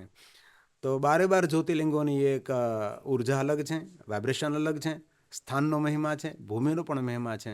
તેથી દરેક દર્શક મિત્રોને તો મારી દિલથી પ્રાર્થના છે કે જીવનમાં જે કાંઈ અન્ય ખર્ચા હોય થોડા ઓછા કરો, વ્યવહારિક ખર્ચા પણ થોડા ઓછા કરો, દેખાદેખામાં નહીં પડો પણ થોડા પૈસા બચાવી અને કોઈ પણ રીતે 12 જ્યોતિર્લિંગની યાત્રા કરવી જોઈએ. આપણા તીર્થોની અંદરથી આપણને અદ્ભુત આધ્યાત્મિકતા તો મળે, પણ આધ્યાત્મિક શક્તિ પણ મળે અને જીવન જીવવાની એક સુંદર ઉર્જા મળે, આપણા જીવનનો ઉત્સાહ મળે છે. 12 જ્યોતિર્લિંગ મતલબ આપણને પ્રકાશ આપે છે, આપણને જ્યોતિ મતલબ અંજવાળું આપે છે, જીવન જીવનની સૂઝ આપે છે, દીર્ઘદ્રષ્ટિ, દિવ્ય દ્રષ્ટિ, અંતકરણને પ્રકાશિત કરનારા આપણા 12 જ્યોતિર્લિંગો છે. ભૌતિકવાદી જીવનશૈલી અને આધ્યાત્મિક વિકાસ વચ્ચે સંતુલન કેવી રીતના કેળવી શકાય બાપુ? ડાયા માણસો કેળવી શકે છે. ભૌતિક જીવન અને આધ્યાત્મિક જીવન વચ્ચે કેવી રીતના મેળ બેસાડવો, કારણ કે ભોગ અને વિલાસથી ભૌતિકતાથી ભરેલું જીવન છે, એ તો આપણે સૌ જાણીએ છીએ. પણ એના તરફ તો બહુ નહીં જાઓ, પણ આધ્યાત્મિક જીવન માણસનું દરેકનું હોવું જોઈએ. હવે આપણી પાસે ટેકનોલોજીનો અતિરેક છે. આજે આપણી નજર સામે એટલી બધી ટેકનોલોજી છે કે અકલ્પનીય ટેકનોલોજી છે અને હજી નવી નવી ટેકનોલોજી કેવી આવશે એનું કંઈ નક્કી નથી. ભૌતિકતા એટલી બધી વધી છે અને આપણે તો સદભાગી છીએ કે આપણે આ દુનિયાને અપડેટ થતી જોઈએ છે. બાપુ, અત્યારે તો એઆઈ આવ્યું છે, એઆઈ આર્ટિફિશિયલ એજન્સી. અવાજ બદલી શકે, અવાજ બદલે, ચહેરો આપણો હોય, ચહેરો બદલી શકે, ભાષા બદલી શકે, બોલ્યા હોય કોઈને આપણી સાથે જોડી દેવામાં આવે. આ મોટો કેટલો ખતરો આજે આ વિશ્વ પર તોળાઈ રહ્યો છે. હજી પણ આવતા સમયની અંદર શું શું થશે એ હજી તો આપણે કલ્પના પણ ન કરી શકીએ એવી દુનિયા કંઈક અજબ ગજબની દુનિયા હશે. પણ અમે તો ગૌરવ કરીએ અમારી ઉંમરના માણસો કે અમે લોકો લાઇટ વગર જોયા, અમે જીવા છીએ. અમે ગામની અંદર લાઇટના થાંભલા નગાતા અમે જોયા છીએ, લાઇટના થાંભલા ખોડવા નતા ઓહો. ખાડા ખોદતા અમે જોયા છીએ. એ ખાડામાં ઉતર્યા છીએ અમે લોકો ઠીકરાની પાટીમાં ભણ્યા છીએ. અમે લોકો માટીના પેનથી અમે એકડો બગડો ઘૂંટ્યો છે. ઘણી બધી દુનિયા અમે અપડેટ થઈ દુનિયા છે. અમે ફોન વગરની દુનિયા જોઈ છે, મોબાઈલ વગરની દુનિયા જોઈ છે. આવું અમને ઘણું બધું કેવી દુનિયા હશે, અમારી રળિયામણી દુનિયા હશે. એ ફળીમાં સૂતા હતા, આકાશના તારાઓ ગણતા હતા. આજે તો માણસ લાઇટના કારણે આંધળો બની ગયો છે. માણસને આકાશના તારા જોવાનો પણ તેની પાસે સમય નથી. બદલતી દુનિયાને અને બદલતી દુનિયાના અમે લોકો સાક્ષી છીએ. કોરોના કાળમાં બધું સ્વચ્છ થયું ત્યારે થોડા તારા દેખાણા હતા. એટલું બધું અત્યારે પર્યાવરણ એટલું ખતરામાં છે. તેથી આ તમે બહુ સરસ વાત મને કરી કે દરેક માણસે બહુ જાગૃત રહેવું જરૂરી છે. કે અને વિશ્વના દેશોએ પણ સમજવું જોઈએ કે બને એટલું પ્રકૃતિ ડેમેજ ઓછી થાય, પર્યાવરણ ખરાબ ન થાય, તેની ખૂબ લોકોએ કાળજી લેવી જોઈએ. અને વધારેમાં વધારે વૃક્ષો વાવવા જોઈએ. અને ધુમાડો ઓછો થાય, પ્લાસ્ટિક કંઈ જગ્યાએ સળગાવવામાં ન આવે, ટાયરો કોઈ જગ્યાએ સળગાવવામાં ન આવે, ફેક્ટરીના ધુમાડા ઓછા નીકળે એવા પ્રયાસ કરવો જોઈએ. ભારત દેશની અંદર બધું સારું છે, પણ ખરેખર ભારત દેશના લોકો એટલા બધા સાવધાન નથી. એક મારા જેમ નાનકડી ઘટના તમને કહું કે ઘણા સમય પહેલાં અમેરિકામાં હું કથા કરતો હતો. ક્યાં શહેરમાં તો એ તો બહુ મને યાદ નથી રહ્યું, પણ આપણા ગુજરાતી જેપી રામાને ત્યાં મારો ઉતારો હતો. અને જેપી રામા એટલે પોતાનું જેટ, પોતાનું વિમાન રાખનારો માણસ, એટલો જબરો માણસ. પણ મને કથામાં લઈ જવા લાવવાની સેવા પોતે જેપી રામા સંભાળતા હતા. અત્યારે તો આ દુનિયામાં એ નથી. પણ એમને ઘરે જ્યારે મારો ઉતારો હતો, પહાડ ઉપર સુંદર ઘર હતું, અતિ દિવ્ય ઘર હતું તેનું. અમે લોકો ખાલી યજ્ઞ કરતા હતા. અને યજ્ઞનો ધુમાડો થોડો, કોઈ બારણું ખોલ્યું તો અંદર ધુમાડો જતો રહ્યો. તો અંદર ધુમાડો જતો રહ્યો તો સાયરન તો એના ઘરમાં વાગ્યું, પણ એ બિલકુલ સીધો પોલીસ સ્ટેશન અને સીધો પેલો ફાયર બ્રિગેડને ત્યાં. અને જોતામાં 10 મિનિટ પણ નહીં થવા દીધી. મોટા મોટા પાણીના બંબા અને પોલીસને એટલું બધું ખડકાઈ ગયું એ સ્થાન ઉપર. એટલા બધા આવી ગયા. તો કહ્યું જેપી રામાને કે સોરી, અમે લોકો યજ્ઞ કરતા હતા અને થોડો ધુમાડો અંદર જતો રહ્યો. તો એ લોકો કાંઈ બોલ્યા નહીં, નો પ્રોબ્લેમ. ખાલી $700 દંડ કરી અને પ્રેમપૂર્વક જતા રહ્યા. તો મારું કહેવાનું એ છે કે યજ્ઞનો થોડોક ધુમાડો જો ઘરમાં જતો હોય અને જો આટલી બધી કેર કરવામાં આવતી હોય, અને ત્યાં કોઈ પણ જગ્યાએ ધુમાડો દેખાય એટલે કોઈને ફોન ન કરવો પડે. એ લોકોના ડ્રોન ફરતા હોય છે અને એ લોકો એ સમયે ધુમાડો બંધ કરે, કારણ કે ધુમાડો માણસના આરોગ્ય માટે મોટો ખતરો છે. તો ત્યાં આટલી બધી કેર કરવામાં આવે છે. અને એ મને ખુશી થઈ કે આવી વ્યવસ્થા જો ભારતમાં હોય. જો કે વ્યવસ્થા છે, પણ તેને કેર કરવામાં નથી આવતી, એને અપડેટ કરવામાં નથી આવતી, અથવા એ વ્યવસ્થા જે સંભાળતા હોય છે એની એટલી બધી ગંભીરતા પણ નથી હોતી. તેથી આપણા દેશમાં બધું સારું છે. દુનિયાના દેશો કરતાં આપણો ભારત દેશ એટલો સુંદર, એટલો સારો દેશ છે. પણ થોડાક માણસો સુધરી જાય તો ઘણું બધું સારું થાય. આજની યુવા પેઢીને તમે શું કહેવા માંગો છો, જે ધર્મ અને આધ્યાત્મિકતામાં બહુ જ ઓછી રુચિ દેખાડે છે? એના માતા પિતા પર આધાર છે કે છોકરાને કયા રસ્તે આપણે લઈ જવા છે. ઘણા માતા પિતાને મેં જોયા છે કે પોતાના બાળકોને લઈને કથામાં આવે છે. અમે એમના ઘરે જઈએ તો એના બાળકોનો પરિચય કરાવે છે. એટલે આજે વર્તમાન યુગની અંદર એવા પણ યુવાન દીકરા દીકરીઓ છે કે ખૂબ સત્સંગી છે, આધ્યાત્મિક છે, ભગવાન ઉપર શ્રદ્ધા ધરાવનારા છે, સત્કર્મો કરનારા છે, સેવા કરનારા છે, સારા વિચારો ધરાવનારા છે. કારણ કે સમાજની અંદર વિવિધ પ્રકારના લોકો હોય છે. એટલે અત્યારનું યુવા ધન ઘણું બધું સારું છે. અત્યારના યુવા દીકરા દીકરીઓ પર ખૂબ મને ભાવ અને લાગણી છે. અને પહેલાંના સમય કરતાં અત્યારના યુવાન દીકરા દીકરીઓમાં ઘણું સારું છે. અત્યારના યુવાન દીકરીઓમાંથી એક વિશેષતા તો શું જોવા મળે છે, એ લોકો કોઈની નિંદા નથી કરતા. એ લોકો પોતાના પૂરતી જોવે છે. કોઈ માં અથવા કોઈ પિતા કોઈની નિંદા કરતા હોય તો દીકરો અથવા દીકરી કહે કે પિતાજી, માં તારે શું લે એની અંદર વાત, એ લોકોની શું ગંદી વાત કરવાની જરૂર છે, આપણું સંભાળને. તો એ દીકરા દીકરીઓ મને બહુ સારું દેખાય છે કે આજના છોકરા છોકરીઓ બહુ ડાયા છે કે કોઈની પંચાયતમાં નથી પડતા અને કોઈની નિંદા નથી કરતા. એ બહુ મને આ દુનિયાની અંદર મને બહુ ગમે છે. એટલે મારા યુવાન દીકરા દીકરી પ્રત્યે હું બહુ ભાવ અને લાગણી ધરાવતો માણસ છું. આહા. એ શીખવા પૂરતો ગુણ રહ્યો આપણે. આજના સોશિયલ મીડિયાના યુગમાં બાપુ સત્ય શોધવું તમારા માટે શું છે? સોશિયલ મીડિયાનો અતિરેક તો છે જ, પણ પછી કોલસાની ખાણમાંથી જેમ હીરા પારખો હોય, હીરાને શોધી લે, એવી રીતે સોશિયલ મીડિયાથી આપ ઘણું બધું સારું ગ્રહણ કરી શકો છો. આપણે એવું ન કહી શકીએ સોશિયલ મીડિયા ખરાબ જ છે. નહીં. દરેક પહેલુંની હંમેશા બે સાઈડ જ હોય છે. તો આપણા પર આધાર છે કે સોશિયલ મીડિયામાંથી આપણે શું ગ્રહણ કરવું છે, આપણે શું જોઈએ છે, એ બહુ મહત્ત્વનું છે. અને ખાસ તો દરેક યુવાન ભાઈઓ બહેનો મારી બહુ દિલથી પ્રાર્થના છે, હૃદયની પ્રાર્થના છે કે આપણે ભગવાને દરેકને 24 કલાક આપે છે. કેટલો સમય તમે સોશિયલ મીડિયાને આપો છો એ તમારે નક્કી કરવાનું છે. જીવનનું ટાઈમ ટેબલ બહુ આવશ્યક છે. આંખના પલકારે જીવન જતું રહે છે. 70, 80, 90, 100 વર્ષનું જીવન કોઈ જીવન નથી. તેથી 24 કલાકમાં તમારે શું બનવું છે, 24 કલાકમાં તમારે ક્યાં પહોંચવું છે, ક્યાં લક્ષ્ય સુધી પહોંચવું છે, એ તમારે નક્કી કરવાનું છે. કલાકો સુધી તમે સોશિયલ મીડિયા જોયા કરો તો તેનું તળિયું જ નથી આવતું. અને હંમેશા જેમ જેમ જોવું વધારે રસ પડે. એટલે કોઈ પણની એક લક્ષ્મણ રેખા હોવી જોઈએ. એનો સમય નક્કી હોવો જોઈએ કે એટલો સમય મને નાહવામાં, એટલો સમય મને ખાવામાં, એટલો સમય મને તૈયાર થવામાં, એટલો સમય મારે આ અભ્યાસ કરવામાં, એટલો સમય મને વાંચનમાં, એટલો સમય મિત્રો સાથે વાતો કરવામાં, એટલો સમય માતા પિતા સાથે, એટલો સમય મારા જે કાર્ય છે એની અંદર. દરેક માણસે 24 કલાકનું ટાઈમ ટેબલ બનાવવું જોઈએ. 25મી કલાક દુનિયામાં કોઈને મળે નથી. એટલે ખૂબ હૃદયની મારા યુવાન દીકરા દીકરીઓને પ્રાર્થના છે કે 24 કલાકમાં તમે અતિ મહાન, શ્રેષ્ઠ અને શ્રેષ્ઠ વ્યક્તિ પણ બની શકો છો. અને 24 કલાકમાં તમે એકદમ સામાન્ય, જેને કહેવાય કે જેની કોઈ ગણના નહીં, એવું જીવન પણ નિર્માણ કરી શકો. સોશિયલ મીડિયા ખૂબ સારું છે. સોશિયલ મીડિયામાં તો બાપુ અત્યારે રીલ્સનો એવો જમાનો ચાલુ છે કે 30 સેકન્ડે પ્રેરણા ચેન્જ થાય છે. બહુ સાચી વાત છે. તેની અંદર તમારે કોને સાંભળવા છે અને તમે કયા ક્ષેત્રના માણસ છો એના પર હંમેશા તમે તમારું ફોકસ કરો. ચાણક્ય નીતિમાં કહ્યું કે દુનિયામાં કરોડો વિદ્યાઓ છે, પણ કરોડો વિદ્યાઓ તમે ગ્રહણ નહીં કરી શકો. પણ કરોડો વિદ્યાઓમાંથી તમે જે કાર્યક્ષેત્રમાં છો એને લગતી કોઈ વિદ્યા હોય તો પૈસા આપી, ધન આપી, યાત્રા કરી, 100 યોજન ભલે જવું પડે, કોઈ પણ રીતે તેની સેવા કરીને પણ એ વિદ્યા તમે ગ્રહણ કરો. તો સોશિયલ મીડિયામાંથી જે તમને જોઈએ તે મળે છે. આજે દરેક ક્ષેત્રના મોટિવેશનકારો સોશિયલ મીડિયામાં છે. તો એ મોટિવેશન કરોને આપણે સાંભળવા માટે તો કેટલી ટિકિટો હોય. તો તમે સરળતાથી તેની પછી તમારા જીવનની યુક્તિ સાંભળી શકો છો. 100%. સોશિયલ મીડિયા અત્યારે આશીર્વાદરૂપ છે. સોશિયલ મીડિયાની નિંદા કરવાની જરૂર નથી, તેનાથી ડરવાની પણ જરૂર નથી. પણ કઈ રીતે આપણે તેનો ઉપયોગ કરવો એ આપણી માનસિકતા હોવી જોઈએ.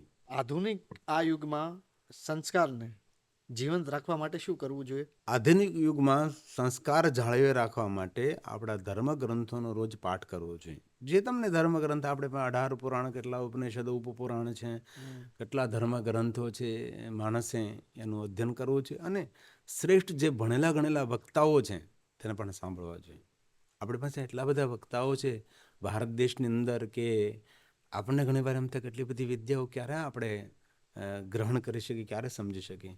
એવા પરફેક્ટ વક્તા હોય તેને સાંભળવા જોઈએ કે જેની પાસે શબ્દ સૂઝ હોય, શબ્દની સમજ હોય, જેની પાસે સુંદર વાક્ય રચના હોય, જેમને સાંભળવાથી આપણને અંતરપટ પર ખૂબ સંતોષ થાય, એવા વક્તાઓને સાંભળવા જોઈએ. અને દરેક યુવાન ભાઈઓ બહેનો મારી પ્રાર્થના છે કે શ્રેષ્ઠ જે આધ્યાત્મિક વક્તાઓ છે એમને સાંભળવા જોઈએ. કોને સાંભળવા એ પણ હું કહી શકું છું, પણ આપને જે યોગ્ય લાગે એવા શ્રેષ્ઠ વક્તાઓને જરૂર શ્રવણ કરવા જોઈએ. અને મારા માટે ગુજરાતીમાં કહું તો મારા પ્રિય લેખક તો એક જ પરમ પૂજ્ય બરોડા નિવાસી ગુણવંત શાહ. એના પુસ્તકોને ખૂબ વાંચું છું. એમના વિચારો પણ મને બહુ જ ગમે છે. ક્રાંતિકારી માણસ છે અને ખૂબ સુંદર કોઈ પણ વિષયને સારી રીતે નિરૂપણ કરી શકે એવા પરમ પૂજ્ય ગુણવંત શાહ. હું જ્યારે 8મું ભણતો હતો ત્યારે મેં પ્રથમવાર મારી સ્કૂલની અંદર એને સાંભળેલા. અને ત્યારે મને પંચામૃત એક આપેલું અને એક સપ્તપદી આપેલું. અમને બધા વિદ્યાર્થીઓને આપી હતી. પણ આજની તારીખે પણ મારી જે ભજન કીર્તનની બુક છે એમાં સપ્તપદી પણ છે અને એમાં પંચામૃત પણ છે કે આ 7 નિયમોને જીવનમાં યાદ રાખવા. અને પંચામૃત જીવનમાં યાદ રાખવું તો જીવન અમૃત જેવું બનશે એવું પરમ પૂજ્ય ગુણ શાહે કહેલું. ત્યારબાદ તો પછી દરેક વિષય ઉપર પરમ પૂજ્ય ગુણ શાહે બુકો લખી છે. એમાં એક યુવાનોને એક ખાસ વિનંતી કે મરો ત્યાં સુધી જીવો. એક પરમ પૂજ્ય ગુણ શાહનું સુંદર બુક છે, બહુ મોટી નથી, નાની છે. જીવો, તમે મરો ત્યાં સુધી જીવો, એના પર ખૂબ સુંદર છે. એમાં આરોગ્યને લગતી વાત છે, વ્યવહારિક વાતો છે, ઘણું બધું તેની અંદર છે. એવા તો ઘણા બધા પુસ્તકોનું હું તમને નામ આપી શકું છું કે તમે વાંચન કરી શકો છો. બાપુ, તમે જ્યારે સ્કૂલમાં ભણતા ત્યારે તમે પણ તોફાન કર્યા છે ખરા? નહીં, પહેલેથી મારો એક સ્વભાવ રહ્યો છે, હંમેશા હું શાંત પ્રકૃતિનો માણસ છું. મને કોઈ જોરથી બોલે એ પણ ન ગમે, જોરથી કોઈ અવાજ કરે એ પણ ન ગમે. મેં કોઈ દી ફટાકડા પણ ફોડ્યા નથી, કોઈ દી કોઈ ઉત્સવ નહીં, પણ એ સમયની અંદર હું કંઈક સારું કામ કરતો હતો અને શાંતપ્રિય માણસ રહ્યો છું પહેલેથી હું. અને હંમેશા સાવધાનીપૂર્વક મેં જીવન મારું જીવ્યું છે. અને ગામડાની અંદર એમાં જંગલ અને ઝૂંપડાની અંદર જન્મ થયેલો. પિતાજી ભિક્ષાવૃત્તિ કરતા હતા, શિવાલયમાં અમે લોકો રહેતા હતા. અતિ નિર્ધન પરિવાર, અતિ આર્થિક રીતે ગરીબ પરિવારની અંદર જન્મ થયો. એટલે એક સંઘર્ષથી જીવનમાં આગળ કેમ વધવું એ મારા જીવનનો એક મહામંત્ર હતો. કોઈ પણ માણસ વાત કરતો ધ્યાનપૂર્વક હું સાંભળું, એમાં મારે શું ગ્રહણ કરવું છે હું નિર્ણય લેતો હોય છે. ઉધમ નથી કર્યો, તોફાન નથી કર્યો. બાળપણની અંદર ના સમજીમાં કાંઈ થયું હોય તો વસ્તુ અલગ છે, બાકી તો એવી કોઈ દી કોઈ સાથે હું હંમેશા સાંભળીને આવતો રહું. કોઈ સાથે હું તકરાર ન કરું, કારણ કે કોઈ સાથે આપણે ઝઘડો કરી, દુશ્મન કોઈ નાનો નથી હોતો, દુશ્મન હંમેશા મોટો જ હોય છે. ચાણક્ય કહે, દુશ્મનને કોઈ દે નાનો ન સમજો, દુશ્મનને કોઈ દે શક્તિહીન ન સમજો. નાનકડો કાંટો પગમાં લાગ્યો હોય, એક એટલો કાંટો હોય છે, પણ એ આખા શરીરને પીડા આપે છે. નાનો દુશ્મન હોય, આખા જીવનને ખરાબ કરી શકે છે. એટલે બને ત્યાં સુધી જતું કરો, થોડું સહન કરી જો, થોડું મૌન થઈ રહો, પણ કોઈ દુશ્મન ઊભા ન થાય એની ખૂબ દરેક ક્ષેત્રમાં કાળજી રાખવી જોઈએ. બાપુ, સામેવાળાને ભૂલ કરવાની આદત પડી ગઈ હોય તો શું આપણે માફ કરવાની આદત પાળવી જોઈએ કે નહીં? કોઈની ભૂલ નહીં, એકવાર માફ કરાય, બીજી વાર માફ કરાય, પછી વારંવાર એ ભૂલ કરે છે તો એ માફીને પાત્ર નથી. કાં તેનાથી વ્યવહાર છોડી દેવાય, કાં તેનાથી થોડી દૂર થઈ જવાય. એવા માણસો સાથે રહેવું ન જોઈએ કે જે વારંવાર ભૂલ કરે છે અને વારંવાર એના ભૂલનો ભોગ આપણે બનવું પડે. તો એના માટે તો ખૂબ દરેક વ્યક્તિએ સાવધાન રહેવું જોઈએ. બાળક હોય તો બરાબર છે, ના સમજી માણસ હોય તો બરાબર છે, મેન્ટલી પાવર એની પાસે ન હોય. ગાંડો માણસ હોય તો વસ્તુ સમજાય. ડાયો માણસ જ્યારે વારંવાર ભૂલ કરે છે એ ભૂલ નહીં કહેવાય. તેના માટે આદતમાં પછી તબદીલ થઈ જાય. આદતમાં પછી પરિવર્તન થાય તેનું, એ યોગ્ય ન કહેવાય ને. દરેક માણસ ભૂલ તો કરે જ છે ને. એમ ભૂલ કોનાથી ન થાય, પણ બીજાની ભૂલને જોઈને પોતાની ભૂલને સુધારી લેવી એ બુદ્ધિમત્તા છે. વાહ વાહ વાહ. પરંતુ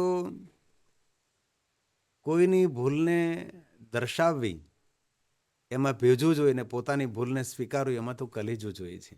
ભાઈ, મારાથી ભૂલ થઈ ગઈ, ને ક્યારે ભૂલ થાય તો સહજતાથી સ્વીકારી લો કે મારી ભૂલ થઈ ગઈ છે, ભાઈ ક્ષમા, હવે ફરીવાર મારાથી આવી ભૂલ નહીં થાય. બસ કેટલો ભાર હળવો થઈ જાય. ભાળ હળવો થઈ જાય. અને હળવાશથી ભરેલું જીવન જ હંમેશા જીવવા લાયક હોય છે.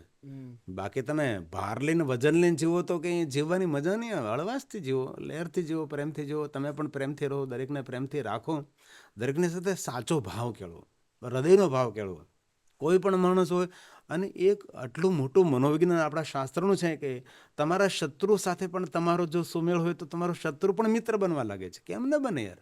આપણા વાઇબ્રેશન, આપણી ઉર્જા એવી હોવી જોઈએ કે સામેનો માણસ ગમે એટલો આમ ખુખારથી ને એવો, પણ આપણી પાસે આવે એટલે ધીરે ધીરે ધીરે, જેમ ભગવાન બુદ્ધ પાસે સિંહ આવતો તો સિંહ શાંત થઈ જતો હતો, ભગવાન મહાવીર સામે સિંહ અતિ હિંસક પ્રાણીઓ આવતા શાંત થતા હતા. મદમસ્ત આથી આવતો હોય તો પણ ભગવાન એમની ચરણોમાં બેસી, કારણ કે એની ઉર્જા આટલી પ્રબળ ઉર્જા હતી. અને ભગવાન શિવજીમાં જોવા જેવું એ જ છે ને. સુર, અસુર, દૂત, ભૂત, સિંહ, સર્પ, સૌ શિવની આસપાસ રહે. શિવજી એક મોટો સંદેશ આપે છે કે તમે તમારી ઉર્જા એટલી પ્રબળ બનાવો કે કોઈ પણ માણસ આવે તમારી પાસે આવે એટલે સકારાત્મક બની જાય.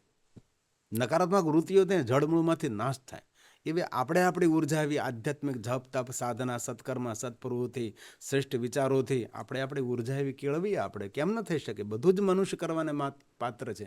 પશુ કે બન્યા બને, નર કા કછો ન હોય, પણ નર જો ઉત્તમ કરણી કરે તો નર સે નારાયણ હો જાય. અરે નારાયણનો પિતા બની જાય. રામના પિતા, કૃષ્ણના પિતાને યાદ કરો.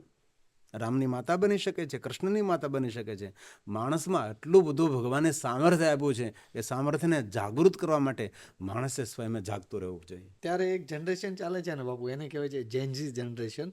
તો આ જનરેશનમાં કોઈ પણ પ્રશ્નનો એમને તરત ઉકેલ જોતો છે. તો પછી ભક્તિમાં ધીરજતા કેવી રીતના કેળવવી જોઈએ? હા, દરેકનો ઉતાવળીયો સ્વભાવ હંમેશા નુકસાન કરતો હોય છે. કોઈ વસ્તુમાં થોડી ઉતાવળ પણ જરૂરી છે ને કોઈ વસ્તુમાં ધૈર્ય પણ જરૂરી છે. ભગવાન શિવજીનો શ્રેષ્ઠ સંદેશ છે, ધૈર્ય બહુ આવશ્યક છે. અને જ્ઞાનીને વિદ્વાન પુરુષોનું હંમેશા ધૈર્ય એમના જીવનની એક શોભા હોય છે.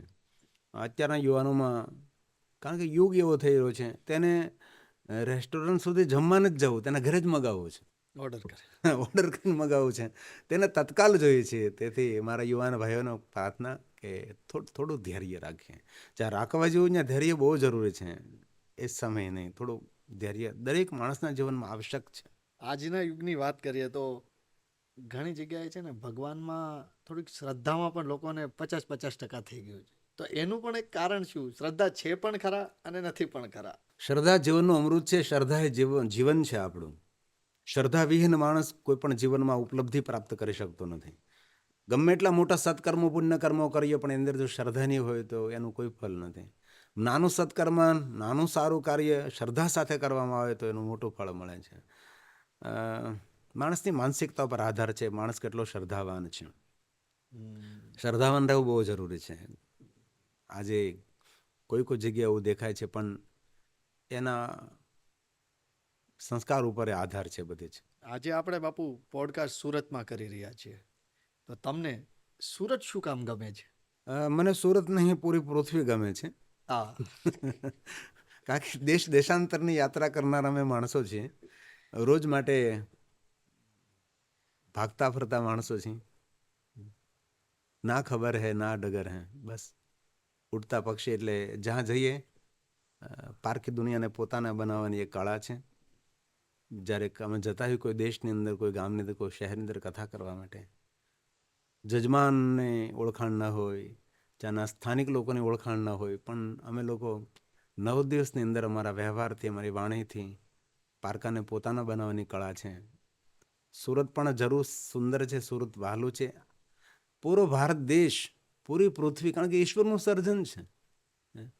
આકાશ સામે જો આકાશ આપણને વાલો લાગે છે, સમંદર જો સમંદર આપણને વાલો લાગે, નદીઓની સામે જો નદી આપણને વાલે લાગે, જંગલ જો તો જંગલ વાલા લાગે. કારણ કે જે કાંઈ તમારી આંખો દ્વારા જોવો છો એ ઈશ્વરની સૃષ્ટિ છે. તેથી ઈશ્વરની સૃષ્ટિ માટે આપણે એવું ન કહી શકીએ કે આ વસ્તુ મને વહાલે લાગે છે, આ વસ્તુ મને વહાલે નથી લાગે. ઈશ્વરની સમગ્ર સૃષ્ટિ અને ઈશ્વર જે આપણી સાથે ઘટના ગણાવે છે એ બધાને સહજતા સ્વીકાર લેવાની. દુઃખરૂપ ઘટના હોય તો પણ સમજી લો કાંઈ ભગવાન આપણને શીખવાડવા માટે એ દુઃખરૂપ ઘટના આપી રહ્યા છે. સુખરૂપ જીવનમાં થતો હોય તો સમજી લો કે આપણે પરીક્ષા કરવા માટે સુખ આપી રહ્યા છે. તેથી ટ્રેન હંમેશા બંને પટરીઓ પર ચાલે. એક પટરી પર ચાલે એવી ટ્રેન તો ખબર ને હવે સંશોધન થાય તો. બાકી તો જીવનના બે પાસાઓ હંમેશા છે. આપણી માનસિકતા પર બધો આધાર છે. કથા શ્રવણ કરવાની સાચી રીત કઈ? કથા શ્રવણ કરવાની સાચી રીત એક જ હોઈ શકે છે કે મનને એકાગ્ર કરી અને સંપૂર્ણ મન કથામાં લગાડો. કથાની અંદર જે વાત અને જે વસ્તુ તમારા માટે બહુ જ ઉપયોગી હોય અને એ સમયે મોબાઈલમાં લખી લો, મોબાઈલમાં રેકોર્ડ કરી લો, અથવા બુક પેન હોય તો બુક પેનમાં લખી લો. કારણ કે 3 કલાકની કથા, 4 કલાકની કથા કોઈ પણ માણસને સંપૂર્ણ યાદ નથી રહેતી. અને એ સમયે અમે જ્યારે કથા કરતા હતા, અમને કોણ બોલાવે છે, જરૂર અભ્યાસ કરેલો ભણેલા હોય છે, પણ ત્યારે કોણ કઈ વાત ક્યાંથી ભગવાન અમને આપતા હોય ખબર ન હોય. ઘણા સૂત્રો તો એવા હોય છે કે કથા પૂર્ણ થયા પછી હું સાંભળું તો મને થાય કે આ સૂત્ર મને ક્યાંથી આપ્યું, કોને આપ્યું, ક્યાંથી આવ્યું છે આ બધું જ. એટલે મારી પોતાની સ્વયંની કહેલી કથા હું બહુ આદરપૂર્વક સાંભળતો હોઉં છું ને અને એ સૂત્ર ઈશ્વર ક્યાંથી પ્રેરણા પૂરી પાડતા હોય છે ખબર નથી. એટલે કથા સાવધાનીપૂર્વક સાંભળવી જોઈએ. પુણ્ય માટે સાંભળી, બરોબર, વસ્તુ સાચી છે કે કથા સાંભળવાથી પુણ્ય મળે. અને શાસ્ત્રોમાં કહ્યું પણ છે કે જે કોઈ ભગવાનની કથાનું શ્રવણ કરે છે ફલમ વક્તુ ન શક્નોમી. હંમેશા કથામાં હું કહું છું કે કથા સાંભળવાથી ફળ મળે કે ન મળે એ વસ્તુને છોડો, પણ કથા સાંભળવાથી જીવન નિષ્ફળ ન જાય એ હું હૃદયથી કહી શકું છું. આપણે આપણા ગ્રંથોની ભાષા શું કામ શીખવી જોઈએ? આપણા ગ્રંથોની ભાષા દેવલિપિ સંસ્કૃતમાં છે. દુર્ભાગ્ય કહો તો દુર્ભાગ્ય, ગુલામી કહો તો ગુલામી. કે આપણા ભારત દેશની રાષ્ટ્રભાષા હિન્દી છે.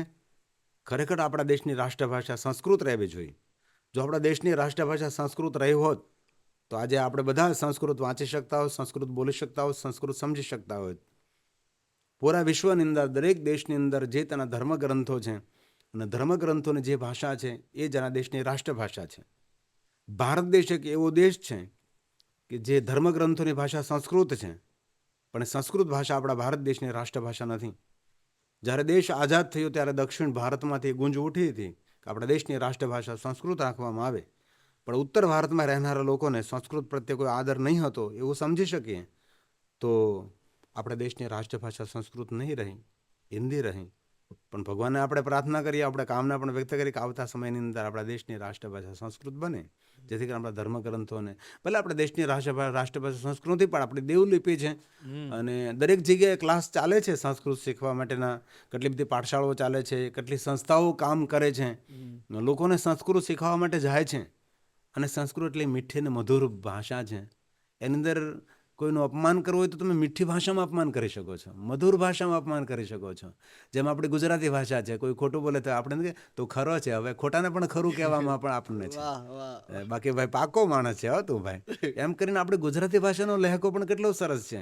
એમ સંસ્કૃતની અંદર પણ એટલી માન સન્માન ભરેલી ભાષા છે અને સંસ્કૃત પ્રત્યે મને બહુ જ આદર છે, કારણ કે અમારું શિવ મહાપડ ગ્રંથ એ દેવલિપિ સંસ્કૃતમાં છે, પણ આપણી રાષ્ટ્રભાષા હિન્દી અને માતૃભાષા ગુજરાતીમાં અમે કથા કહેવાનો પ્રયાસ કરતા હોય. પણ દરેકને વિનંતી ખરી, ભલે બહુ ડીપમાં તો આપણે ન શીખી શકીએ, પણ થોડું ઘણું સંસ્કૃત આપણને આવડતું હોવું જોઈએ, સમજાય એટલું અને થોડુંક વ્યવહાર કરી શકીએ એટલું. બાપુ, મુક્તિનો સાચો અર્થ શું? મુક્તિનો સાચો અર્થ છે સ્વતંત્રતા, પરાધીનતા નહીં, પરતંત્રતા નહીં, બંધન નહીં. મુક્તિનો એટલો સીમિત લોકોએ અર્થ કરી દીધો છે કે મુક્તિ એટલે, એક તો મુક્તિ શબ્દ આપણે સાંભળીએ એટલે એક જ વસ્તુ યાદ આવે કે મર્યા પછી કોઈ ગતિ થાય, મૃત્યુ બાદની ગતિ, એને આપણે મુક્તિ, પણ નહીં. ભગવાન વિષ્ણુજી દેવતાઓને મુક્તિ શબ્દનો બહુ સુંદર અર્થ સમજાવ્યો છે. ભગવાન વિષ્ણુ સ્વયં દેવતાઓને કહ્યું છે કે મુક્તિનો અર્થ છે સ્વતંત્રતા. જે જીવાત્મા મુક્ત બને છે, દેવલોકમાં, દેવીલોકમાં, શિવલોકમાં, ઇન્દ્રલોકમાં, બ્રહ્મલોકમાં, શિવલોકમાં, સ્વરૂપ વૈકુંઠલોકમાં કોઈ પણ જગ્યાએ વિચરણ કરી શકે અને મુક્ત આત્મા તેને કયો છે, એ ધારે તો જન્મ પણ લઈ શકે છે. અને મુક્ત આત્મા જ્યારે જન્મ લે છે ત્યારે એ મુક્ત આત્મા કોઈના ઘરની અંદર જન્મ લે ત્યારે એ મુક્ત આત્માના લક્ષણો કેવા છે એ પણ ભગવાન વિષ્ણુજીએ વર્ણન કર્યું છે કે તમારા ઘરમાં કોઈ બાળક જન્મે ને એ બાળક મુક્ત આત્મા છે, તેના લક્ષણો કયા, એનું પણ વર્ણન શિવ મહાપુરાણ ગ્રંથની અંદર કહ્યું છે. તો મુક્તિનો અર્થ બંધન નથી, નિષ્ક્રિયતા નથી. મુક્તિનો અર્થ છે સ્વતંત્રતા, આકાશમાં ઉડવા માટેનો અવસર.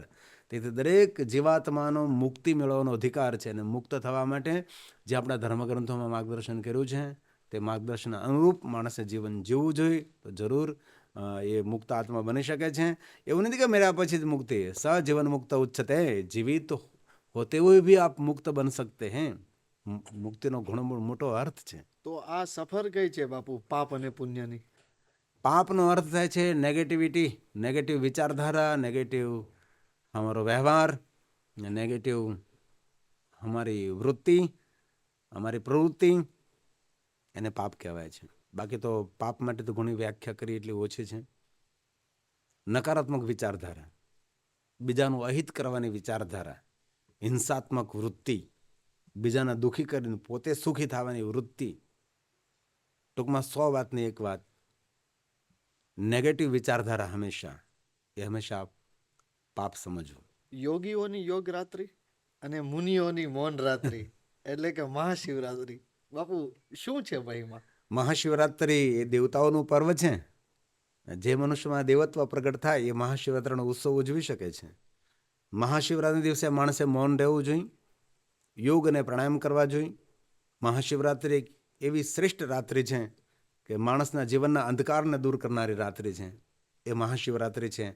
તો યોગીઓની રાત્રિ છે, ભક્તોની રાત્રિ છે, દેવતાઓની રાત્રિ છે, અને માણસે પોતાના જીવનની અંતિમ રાત્રિને મંગલમય બનાવી હોય તો મહાશિવરાત્રિના દિવસે વિશેષ કરી ધ્યાન કરવું જોઈએ, મૌન રહેવું જોઈએ અને ભગવાન શિવજીનું સ્મરણ કરવું જોઈએ. અને શિવ પરંપરામાં મોટામાં મોટો કોઈ ઉત્સવ હોય તો મહાશિવરાત્રિ છે. તેથી મહાશિવરાત્રિ માટે આપણા ગ્રંથોની અંદર અને વિશેષ કરીને શિવ મહાપુરાણની અંદર ખૂબ સુંદર રીતે વર્ણવ્યું છે. તે મહાશિવરાત્રિ દરેક માણસે નિરાહાર રહેવું જોઈએ, જીતેન્દ્રિય રહેવું જોઈએ અને ખાસ તો મૌન રહેવું જોઈએ. વાણીનું મૌન તો સરળ છે, પણ વિચારોથી મૌન રહેવું એ બહુ જ જીવનની એક મોટી વાત છે. મનને એકદમ શૂન્ય કરી દેવું.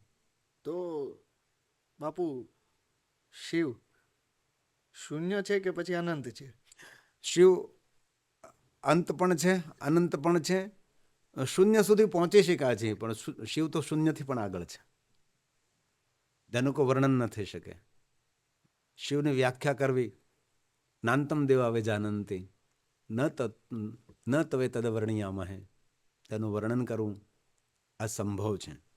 શિવ એક તત્વ છે, શિવ એક નિરાકાર છે, વ્યાપક છે, સર્વત્ર છે, સર્વજ્ઞ છે. એ ભગવાન શિવ છે. જ્યાંથી આપણી બુદ્ધિ, વાણી, વિચારનો અંત આવે ત્યાંથી એમની દુનિયા શરૂ થાય છે. ક્યારેક માણસે એકાંતમાં બેસીને આકાશની સામે મીટ માંડીને વિચાર કરવો જોઈએ કે આ તારા, આ ગ્રહો, આ પૃથ્વી, કેટલા સૂર્યો, આનો અભ્યાસ પણ, આ બ્રહ્માંડ, એમાં કેટલી ગેલેક્સી, આ બધું સર્જન કરનારો કોણ છે? ક્યારેક સમંદરના કિનારે બેસીને માણસે વિચાર કરવો જોઈએ કે આ સમંદરનું પાણી ક્યાંથી આવ્યું છે? આ બધું એટલું બધું પાણી છે તો ખારું કેમ? આ સમંદર શા માટે ઉછળે છે? શા માટે વારંવાર કિનારા પર આવે છે? સમંદર માટે એક સુંદર સૂત્ર છે, રત્નો સંગ્રહીને બેઠો છે તેથી કિનારા પર આવીને માથા પછાડે છે. એ સમંદર છે. સમંદરને પણ પાર થવા માટે પ્રયાસ કરવો પડે છે. તો આપણે સમંદરને પાર થવા માટે આપણે કેટલો પ્રયાસ કરવો પડે છે? તો શું ધ્યાનની ચરમ સીમા ઉપર પહોંચતા પહોંચતા ભગવાન શિવની પ્રાપ્તિ થાય છે ખરા? ભગવાન શિવની પ્રાપ્તિ ન થાય, સ્વયં પોતે શિવ બની જાય છે. ધ્યાન ને સમાધિ સ્થિતિમાં ચિદાનંદ રૂપમ શિવોહમ શિવોહમ. પોતે સ્વયં નથી કહેતા મહાત્માઓ બધા પરમ તત્વને પામી જાય ત્યારે નથી કહેતા અહમ બ્રહ્મસ્મી, ખુદ બ્રહ્મ છું, હું સ્વયં ભગવાન છું. કારણ કે પછી જુદાપણું, અલગાવવાદ નથી રહેતો. એક પાણીનું ટીપું સમંદરમાં પડે છે ત્યારે એ પાણીનું બિંદુ નથી રહેતું, એ સ્વયં સિંધુ બની જાય છે. જીવ જાતે શિવની સાથે મિલન પામે છે ત્યારે જીવ નથી રહેતો, તેમાં જીવત્વ નથી રહેતો, તેમાં શિવત્વ પ્રગટ થાય છે. તેથી આ સ્થિતિ મોટા મોટા યોગીઓને પ્રાપ્ત થતી હોય છે. સંસારમાં રહેનારા માણસો, બર્ગરને પીઝા ખાનારા, પાણીપુરી ખાનારા માણસોથી આ સંભવ નથી. આના માટે ઘણા બધા સંયમો રાખવા પડે ત્યારે માણસ એ દિશામાં જઈ શકે છે અને એ દશામાં જીવી શકે છે. એક અવસ્થા છે. દેવોના દેવ તો નિરાકાર સ્વરૂપ છે, તો શિવલિંગ એક સ્વરૂપ છે? ભગવાન શિવજી એ વાસ્તવમાં કીધું નિરાકાર છે, ઓમકાર છે. અને નિરાકારના પ્રતિક સ્વરૂપે આપણે ભગવાન મહાદેવના શિવલિંગનું પૂજન કરીએ છીએ. નિરાકારનું એક પ્રતિક છે. આકાશમ લિંગ મિત્યાહુ પૃથ્વી તસ્ય પીઠિકા. આકાશનો આકાર હંમેશા શિવલિંગ જેવો છે. તો આકાશના પ્રતિક સ્વરૂપે આપણે શિવલિંગની પૂજા કરીએ છીએ. અને આકાશને આપણા માટે ધારણ કરે છે પૃથ્વી, તો પૃથ્વીના પ્રતિક સ્વરૂપે આપણે પીઠિકાની પૂજા કરીએ છીએ. તેથી આકાશ અને ધરતીની પૂજા એ શિવલિંગ અને પીઠની પૂજા છે. આકાશ પિતા, ધરતી માતા. આકાશ આપણા સૌ પર અનુગ્રહ કરે છે તેથી આપણો પિતા છે.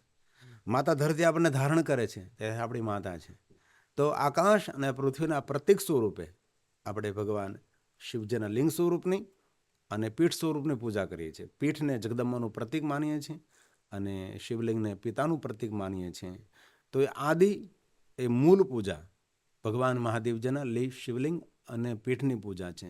આકાશમાં અંદર એક બ્રહ્માંડની અનંત કોટી બ્રહ્માંડ છે, અગણિત દેવતાઓ છે અને અગણિત ગ્રહો છે. તો જે કોઈ શિવલિંગની પૂજા કરે છે તેને અંતરિક્ષના અંદર રહેલા દેવતાઓ, ગ્રહો, નક્ષત્રો અને પિતરો સૌની પૂજા કરવાનો એક ભાવ શિવલિંગની અંદર પ્રગટ કરવામાં આવે છે. ધરતી પર જેટલા તીર્થો છે એ બધા તીર્થો એ પૃથ્વી પર છે, તો પૃથ્વીના પ્રતિક સ્વરૂપે પીઠ પૂજા કરીએ છીએ. તેથી હંમેશા શિવ મહાપુરાણમાં કહ્યું છે કે જે કોઈ શિવલિંગ અને પીઠની પૂજા કરે છે તેને વિશ્વના દેવી દેવતાઓ, ગ્રહો, નક્ષત્રો, પિતરો સૌની પૂજા, સર્વ તીર્થોની પૂજા કરવાનું ફળ શિવલિંગ અને પીઠની પૂજાનું ફળ પ્રાપ્ત થાય છે. અને આદિ પૂજા, તેથી કરોડો વર્ષો જૂના ભગવાન મહાદેવના લિંગ સ્વરૂપો છે. કલ્પ જૂના, યુગ પર્યંત એટલા ભગવાન મહાદેવના સ્થાનો છે. તેથી આપણી સનાતની પરંપરાની પહેલી કોઈ પૂજા હોય તો નિરાકાર લિંગ સ્વરૂપની પૂજા છે. ત્યાર પછી મૂર્તિઓની કલ્પના કરી, મૂર્તિ પૂજાનો પ્રારંભ થયો. ત્યારબાદ અવતારોની પરંપરા ચાલી, અવતારોની પૂજા કરી. અવતારોના નામ ઉપર વિચારધારાઓ પ્રગટ થઈ, જેને સંપ્રદાય કહીએ. જેના તરફથી વિચારધારા પ્રગટ થઈ તેને આપણે સંપ્રદાયના આચાર્ય કહીએ છીએ. બાકી કોઈ વિચારધારા નહીં, કોઈ સંપ્રદાય નહીં, કોઈ આચાર્ય નહીં, કોઈ અવતાર પરંપરા નહીં, કોઈ મૂર્તિ પૂજાની કલ્પના નહીં કરી હતી. ત્યારે સૌ જ આપણે સૌ નિરાકાર લિંગ સ્વરૂપની પૂજા કરતા હતા, જે સનાતનની નિરાકાર ઉપાસનાનું પ્રતીક એક લિંગ સ્વરૂપ છે. ખરેખર સનાતન ઓમકારના ઉપાસક છે. ઓમકાર બિંદુ સંયુક્તમ, ઓમકારનો નાદ કરવો એ શિવજીની શ્રેષ્ઠ ઉપાસના છે. બાપુ, હાલમાં અત્યારે બોર્ડની પરીક્ષા ચાલુ થઈ છે, તો 10મા ધોરણ અને 12મા ધોરણના વિદ્યાર્થીઓને પરીક્ષા લક્ષી અને પરીક્ષાની બાદની મનની સ્થિતિ ક્યારેક ક્યારેક બહુ અલગ હોય છે, તો તમે શું કહેવા માંગો છો? વિદ્યાર્થીઓ માટે એક દિલથી પ્રાર્થના છે, વિદ્યાર્થીઓ હંમેશા પહેલેથી મહેનત કરવી જોઈએ. કોઈ પણ વિદ્યાર્થી માટે પરીક્ષા એક ઉત્સવ બનવો જોઈએ. હતાશા નિરાશા નહીં. બસ પરીક્ષા છે એ જીવનનો મોટો ઉત્સવ છે. આનંદથી પરીક્ષા દેવી જોઈએ, લહેરથી. જેને પૂરું વર્ષ મહેનત કરી છે તેને પરીક્ષાનું કોઈ ભાર નથી લાગતો. તેને તો એવું થાય કે જલ્દી મારા હાથમાં પેપર આવે ને જલ્દી હું બધું લખી કાઢું. એટલે ઠોઠ નિહાળીને વતરણા જાજા. એના માટે પરીક્ષા એક બહુ જ ભારરૂપ હોય છે, બોજરૂપ હોય છે. બાકી 10મા ધોરણનો વિદ્યાર્થી હોય કે 12મા ધોરણનો વિદ્યાર્થી હોય, અને હું તો દિલથી કહું છું કે જે તમે સ્કૂલની અંદર ધ્યાન આપો તો તમારે સંપૂર્ણ ધ્યાન કેન્દ્રિત કરો, કે જે તમને ઘરે આવીને વાંચવાની પણ જરૂર નથી. એકવાર સરસ રીતે સારી રીતે સમજી લો, વાત પૂરી થઈ ગઈ. અત્યારે તો કેટલું સ્કૂલમાં ભણાવવામાં આવે, કેટલા ટ્યુશન ક્લાસો હાલે, કેટલી મહેનત કરે છોકરાઓ બધે, તો પણ પરીક્ષાથી ડિસ્ટર્બ થાય છે. પણ આઈક્યુ જેનું જોરદાર હોય એ માણસ એકવાર સાંભળે, એકવાર જોવે, એ માણસ શીખી જાય છે. અને સમજાવવાથી યાદ ન રહે, અને જોવાથી જો તમે શીખી ન શકો તો આઈક્યુ તમારું થોડું ડાઉન છે, એ જરૂર યાદ રાખવું. તો આપણે યોગ્યતાને પારખી લેવી જોઈએ કે આપણી યોગ્યતા કેટલી છે. અંત તરફ બાપુ આપણે જઈએ છીએ, તો આજના યુવાનો કપાળ ઉપર ચાંદલો કરતા શું કામ શરમાય છે? એમની માનસિકતા છે, જે સંસ્કાર સંપન્ન પરિવારના દીકરા દીકરીઓ છે, હંમેશા કપાળમાં ચાંદલો કરે છે. કોઈ ભસ્મનો ચાંદલો કરે છે, કોઈ ચંદનનો ચાંદલો કરે છે, કોઈ કુમકુમનો ચાંદલો કરે છે. એના પરિવાર અને કુટુંબ ઉપર આધાર છે. પછી છોકરા દીકરા દીકરીને કોનો સંગ થયો છે એના આધાર છે. પણ દરેક આપણા દીકરા દીકરીઓને દિલથી પ્રાર્થના કરું છું કે તમારા કપાળમાં જો તિલક હશે તો સામેના માણસનો વ્યવહાર અલગ હશે. તમારા ગળાની અંદર રુદ્રાક્ષની માળા કે કંઠી હોય તો પણ વ્યવહાર અલગ હશે. તો એ બહુ જરૂરી છે કે માણસની નજર તમારા ઉપર, તમારા કપાળમાં રહેલો ચાંદલો ત્યાં અટકે, માણસની નજર તમારી કંઠી કે રુદ્રાક્ષની માળા પર અટકે. તેથી આપણી સનાતની પરંપરા છે કે કપાળમાં ચાંદલો હોય તો તમને પણ એવું લાગશે કે મારી પાસે કાંઈ એવી કોઈ અલૌકિક શક્તિ છે. એક બહુ મોટું મનોવિજ્ઞાન છે ભાલમાં તિલક કરવું. અમારી શિવ પરંપરામાં તો મેં ભસ્મનું ત્રિપુંડ કરીએ, પછી ચંદનનું ત્રિપુંડ કરીએ. દરેક પરંપરાના તિલક અલગ અલગ હોય છે. પણ એક મારો આગ્રહ ખરો કે આપ ગમે એટલો ભણેલા ગણેલા માણસો હો, પણ કપાળમાં તિલક હોવો જરૂરી છે. ગૌરવ કરું છું દક્ષિણ ભારતનું. દક્ષિણ ભારતમાં ગમે એટલો ઓફિસર, પ્રોફેસર, ગમે એટલો મોટો માણસ ડૉક્ટર હોય તો પણ એ માણસ ઘરેથી બહાર નીકળે ત્યારે કુમકુમની બિંદી કરે છે ને ભસ્મની આડ કરે છે, તેને શરમ નથી આવતી. અમે લોકો એકવાર કોઈ દેશની અંદર ફરી રહ્યા હતા અને એક માણસ અમને મળ્યો, તેના ભાલમાં મેં કંકુની બિંદીને ભસ્મની આડ જોઈ. તરત મેં એને કહ્યું કે આપ દક્ષિણ ભારતના છો? તો મને તરત પૂછ્યું કે તમે કેમ ઓળખી ગયા? એટલે એની ભાષામાં કહ્યું. તો મેં કહ્યું કે તમારા ભાલમાં ભસ્મ છે, કુમકુમની બિંદી છે, તો એ તમને ઓળખી કાઢે કે તમે દક્ષિણ ભારતના છો. તો દરેક માણસે પોતાના ભાલમાં બિંદી કરવી જોઈએ. જે તમે સંપ્રદાયમાં માનતા હો, જે તમે વિચારધારા સાથે જોડાયેલા હોય, સૌ વિચારધારાના તિલક અલગ અલગ હોય છે. તો એવું કોઈ અમારું પાબંદી નથી કે તમે ભસ્મોત્રી પણ કરો. તમને જે ઠીક લાગે, યોગ્ય લાગે. કપાળમાં ચાંદલો હોવો જોઈએ, એ આપણી સનાતની પરંપરા છે. એમાં શરમાવાની જરૂર નથી. એમાં કે આપણે નાના બાપના દીકરા ન થઈ જઈએ, એમાં કે આપણે અણભડ ન કહેવાય. આટલું તો કરવું જોઈએ જ. અને જ્યારે સમય મળે ત્યારે દેવાલય, શિવાલયે જરૂર દર્શન કરવા માટે જવું જોઈએ. ત્યાં એક પોઝિટિવ વાતાવરણ હોય છે, ત્યાં સકારાત્મક એક ઉર્જા હોય છે, એક સંતુષ્ટિ થતી હોય છે. અને તમારા ઘરની અંદર એક નાનકડું મંદિર છે, ત્યાં પણ તમે થોડી વાર માટે બેસો, 1 મિનિટ, 2 મિનિટ, 3 મિનિટ, 5 મિનિટ શાંતિથી બેસો, ઊંડા શ્વાસ લ્યો, શાંતિથી ત્યાં બેસો, ભગવાનને પ્રાર્થના કરો, તમારી અંતરની હૃદયની વાત જે તમે કોઈને ન કહી શકતા હોય એ ભગવાનને કહેવાનો પ્રયાસ કરો, જેથી કરીને તમે અંદરથી ખાલી થશો તો તમે નવું ભરી શકશો. તેથી મંદિર એ ભગવાન સાથે જોડાવાનું, આપણું મન પરમાત્મા સાથે જોડે અને અંદર સ્થિર થવાનો પ્રયાસ એ આપણું મંદિર છે. બાબુ, થોડાક મારે 2 થી 3 જ પ્રશ્ન છે હવે અંતમાં, કે શ્રાવણ મહિનાનું શું કામ મહત્વ છે, અને શ્રાવણ મહિનામાં અમુક ઘણા બધા યુવાનો દાઢી શું કામ વધારે છે? દાઢી વધારવાનું તો એક આપણી સનાતની પરંપરા પહેલાંના યુગની અંદર હતો. કોઈ દાઢી મૂછ વગરનો માણસ નહીં હતો. સૌને દાઢી મૂછ રાખતા, ઋષિમુનિઓની પરંપરા જો. પણ પવિત્ર શ્રાવણ માસ વિશે હું કહી શકું છું કે પવિત્ર શ્રાવણ માસ એ મહાદેવની સાધનાનો મહિનો છે. અને એ મહિનામાં લક્ષ્મીજીએ શિવ ઉપાસના કરી હતી. અને એવું દક્ષિણી ગ્રંથોમાં લખ્યું છે કે પવિત્ર શ્રાવણ માસમાં મહાદેવજી લક્ષ્મીજીને મળ્યા હતા. અને એ સમયે બિલવૃક્ષનું પ્રાગટ્ય થયું. તેથી પવિત્ર શ્રાવણ માસની અંદર વધારેમાં વધારે લોકો બિલોપત્ર મહાદેવને ચડાવતા હોય છે. અને પવિત્ર શ્રાવણ માસ એ શિવ સાધનાનો મહિનો છે, લક્ષ્મીજીની શિવ ઉપાસનાનો મહિનો છે. શ્રવણ નક્ષત્ર યુક્ત પૂર્ણિમા છે એટલે પવિત્ર શ્રાવણ માસ છે. શ્રવણ કરવાનો મહિનો છે, સાંભળવાનો મહિનો છે, તેથી પવિત્ર શ્રાવણ માસ છે. શ્રાવણ માસની ઉર્જા અલગ હોય, વાતાવરણ અલગ હોય છે. સૌ ચારે તરફ સુંદર સુંદર વનરાય ખીલેલી હોય છે, તૃપ્ત થયેલી ધરા હોય છે. એ શ્રાવણ માસ એ શિવજીનો મહિનો છે. અને શ્રાવણ માસમાં વધારે લોકો બિલોપત્ર મહાદેવને ચડાવતા હોય છે. પણ મારી સ્વતંત્ર માનસિકતા પ્રમાણે મેં કોઈ દિવસ મારા હાથથી બિલોપત્ર તોડીને કોઈ દિવસ મહાદેવને નથી ચડાવ્યું. કારણ કે શિવ મહાપુરાણમાં કહ્યું છે કે સ્વયં બિલવૃક્ષ જ મહાદેવ સ્વરૂપમ બિલવૃક્ષો, સાક્ષાત એ વૃક્ષ જ મહાદેવનું સ્વરૂપ છે. તો પછી ત્યાંથી બિલોપત્ર લઈને શા માટે ત્યાં જોડી દેવું? અને મૂળ તો બ્રહ્મ રૂપે, મધ્ય તો વિષ્ણુ રૂપે, આગળતા શિવ રૂપાય, આપણે સૌ જાણીએ છીએ. તો બિલવૃક્ષ નું દર્શન કરવા માત્રથી અને સ્પર્શ કરવા માત્રથી માણસ જો પવિત્ર બનતો હોય તો મારી માનસિકતા અનુસાર ઠીક છે, તમને ઈચ્છા થાય તો તમે 1 2 3 4 5 પાન તોડીને જરૂર તમે મહાદેવને ચડાવો. પણ એ પહેલાં અમારા જૂના આખડાના આચાર્ય છે અવધેશાનંદ ગિરિજી મહારાજે બહુ સુંદર પ્રવચન કર્યું હતું કે કોઈ પણ વૃક્ષને પર્ણ તોડવું પહેલાં વૃક્ષની સેવા કરવી પડે, પરિક્રમા કરવી પડે, તેને પ્રાર્થના કરવી પડે, તેની પૂજા કરવી પડે, ત્યારે એક પર્ણ તેના તોડવાના અધિકારી બનીએ છીએ. અને બિલવૃક્ષ વાવનારા કોઈ હોય, ઉછેરનારા કોઈ હોય, અને તમે એમ કહો કે મેં 1.25 લાખ બિલીપત્રની ભગવાનને મહાદેવને ચડાવવાની માનતા કરી છે, તો પહેલાં તમે વૃક્ષ તો વાવો. પહેલાં તમે વૃક્ષને મોટું કરો. બિલવૃક્ષને મોટું કરવું, ઉછેરવું કેટલું અઘરું છે એ તમને ખબર હોવી જોઈએ ને. અમે 1 લાખ બિલવૃક્ષનું જંગલ બનાવવાનો નિર્ણય લીધો છે. અમે લોકો કેટલા બિલવૃક્ષ આવ્યા છે. અમે લોકો પહાડની અંદર, પહાડને અમે લોકોએ ફેલાવ્યો નથી, પહાડનું લેવલિંગ ન કર્યું, પહાડમાં સ્ટેપ પાડી પાડીને અમે લોકો વૃક્ષો આવ્યા છે, ટપક પદ્ધતિનો ઉપયોગ કરીને. અને દરેક માણસને અમારી દિલની પ્રાર્થના છે, બિલવૃક્ષ તો સહી, લેકિન વધારેમાં વધારે વૃક્ષો વાવવા પડશે. જો વૃક્ષો નહીં વાવીએ આપણે તો આ ધરતી પર આવતા સમયની અંદર માણસે રહેવું મુશ્કેલ પડવાનું છે. એટલે દરેક સારી સારી સંસ્થાઓ પણ કામ કરે છે, વિચારકો પણ કામ કરે છે, સારા માણસો પણ કામ કરે છે. તેથી બિલવૃક્ષ તો સહી, લેકિન દરેક વૃક્ષોનો મહિમા છે. ફક્ત બાવળ નહીં વાવવાના. બબુલ કો છોડકર કોઈ ભી વૃક્ષ આપ લગા સકતે हैं.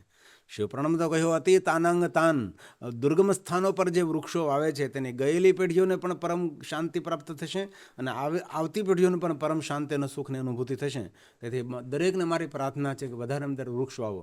ભલે તમે વૃક્ષ ન વાવી શકો પણ કમસે કમ જે વૃક્ષ છે તેની તો રક્ષા કરો, જાળવણી કરી શકે, તેની જાળવણી કરો, તેમને સાચવો. કારણ વગર વૃક્ષને શા માટે તમે કાપો છો? ઘણા લોકો વૃક્ષની નીચે કાંઈ કચરો સળગાવતા હોય છે. તો તમને એટલી બુદ્ધિ હોવી જોઈએ કે વૃક્ષની નીચે આપણે કચરો સળગાવીએ તો એ અગ્નિજવાળા વૃક્ષને લાગે, વૃક્ષ સુકાઈ જાય. પણ ઘણી બધી તમે જે નથી આમ સમાજમાં ફરતા તો એટલો જીવ બળે. ઘણા લોકો વાળો સળગાવે, ઘણા લોકો જ્યાં ત્યાં કચરા સળગાવે, પ્લાસ્ટિક સળગાવે, ધુમાડો નુકસાન થાય, વૃક્ષોને નુકસાન થાય, જીવજંતુ કેટલા તડ મરી જતા હોય છે. તો દરેક માણસમાં સૂઝ સમજ આવે એવી ભગવાન શિવને ખૂબ દિલથી પ્રાર્થના કરું છું.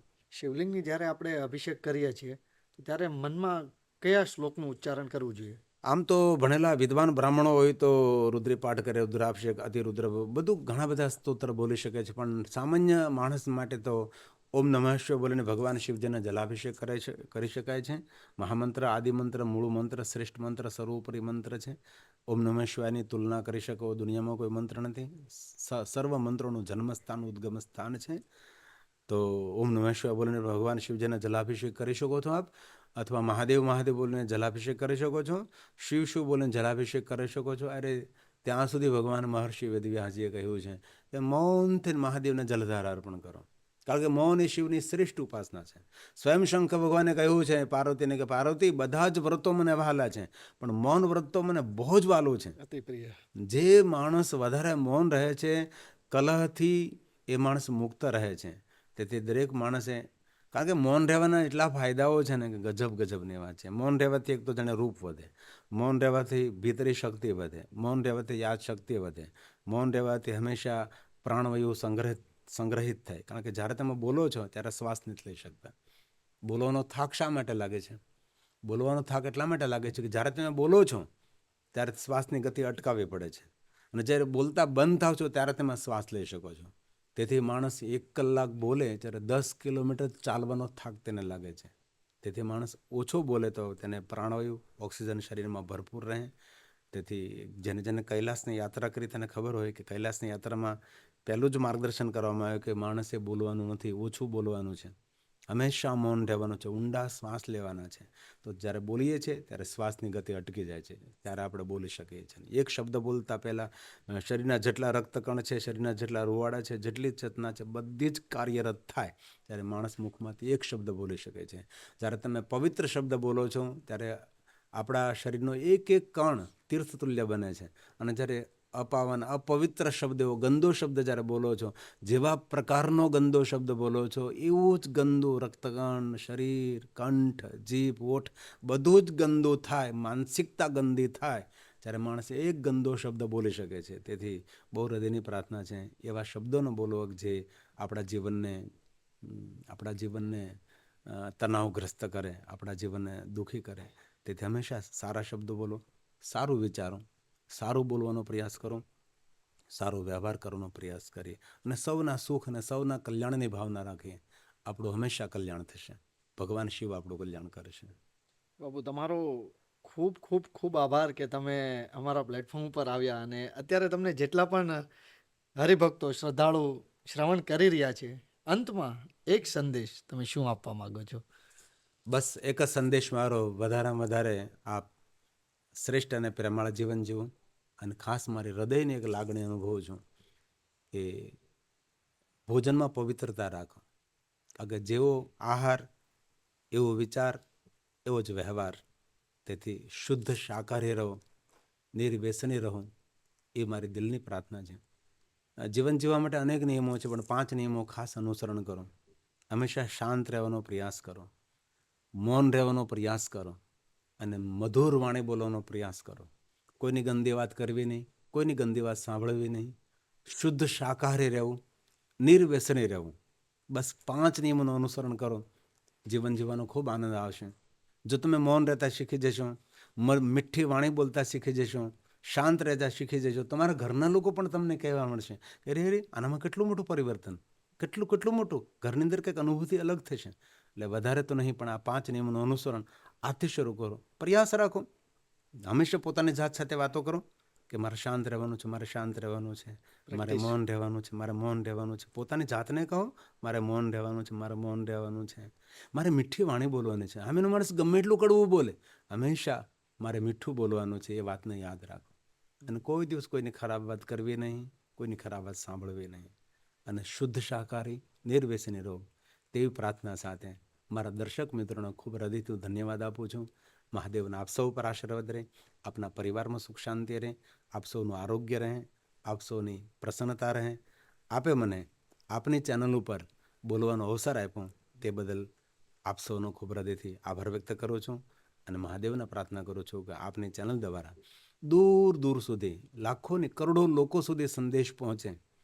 અને ગુજરાતી છે પ્રવચન, એટલે ગુજરાતી, હર ગુજરાતી, દેશ વિદેશમાં ગુજરાતી માટે ગૌરવ કરું છું કે દુનિયાનો કોઈ દેશ એવો નથી કે જ્યાં ગુજરાતી નથી. એટલે દરેક ગુજરાતી સુધી આપણો સંદેશ પહોંચે એવી ભગવાન શિવને પ્રાર્થના સાથે ધન્યવાદ. ઓમ નમઃ શિવાય. ઓમ નમો નારાયણ. ભારત માતા કી જય.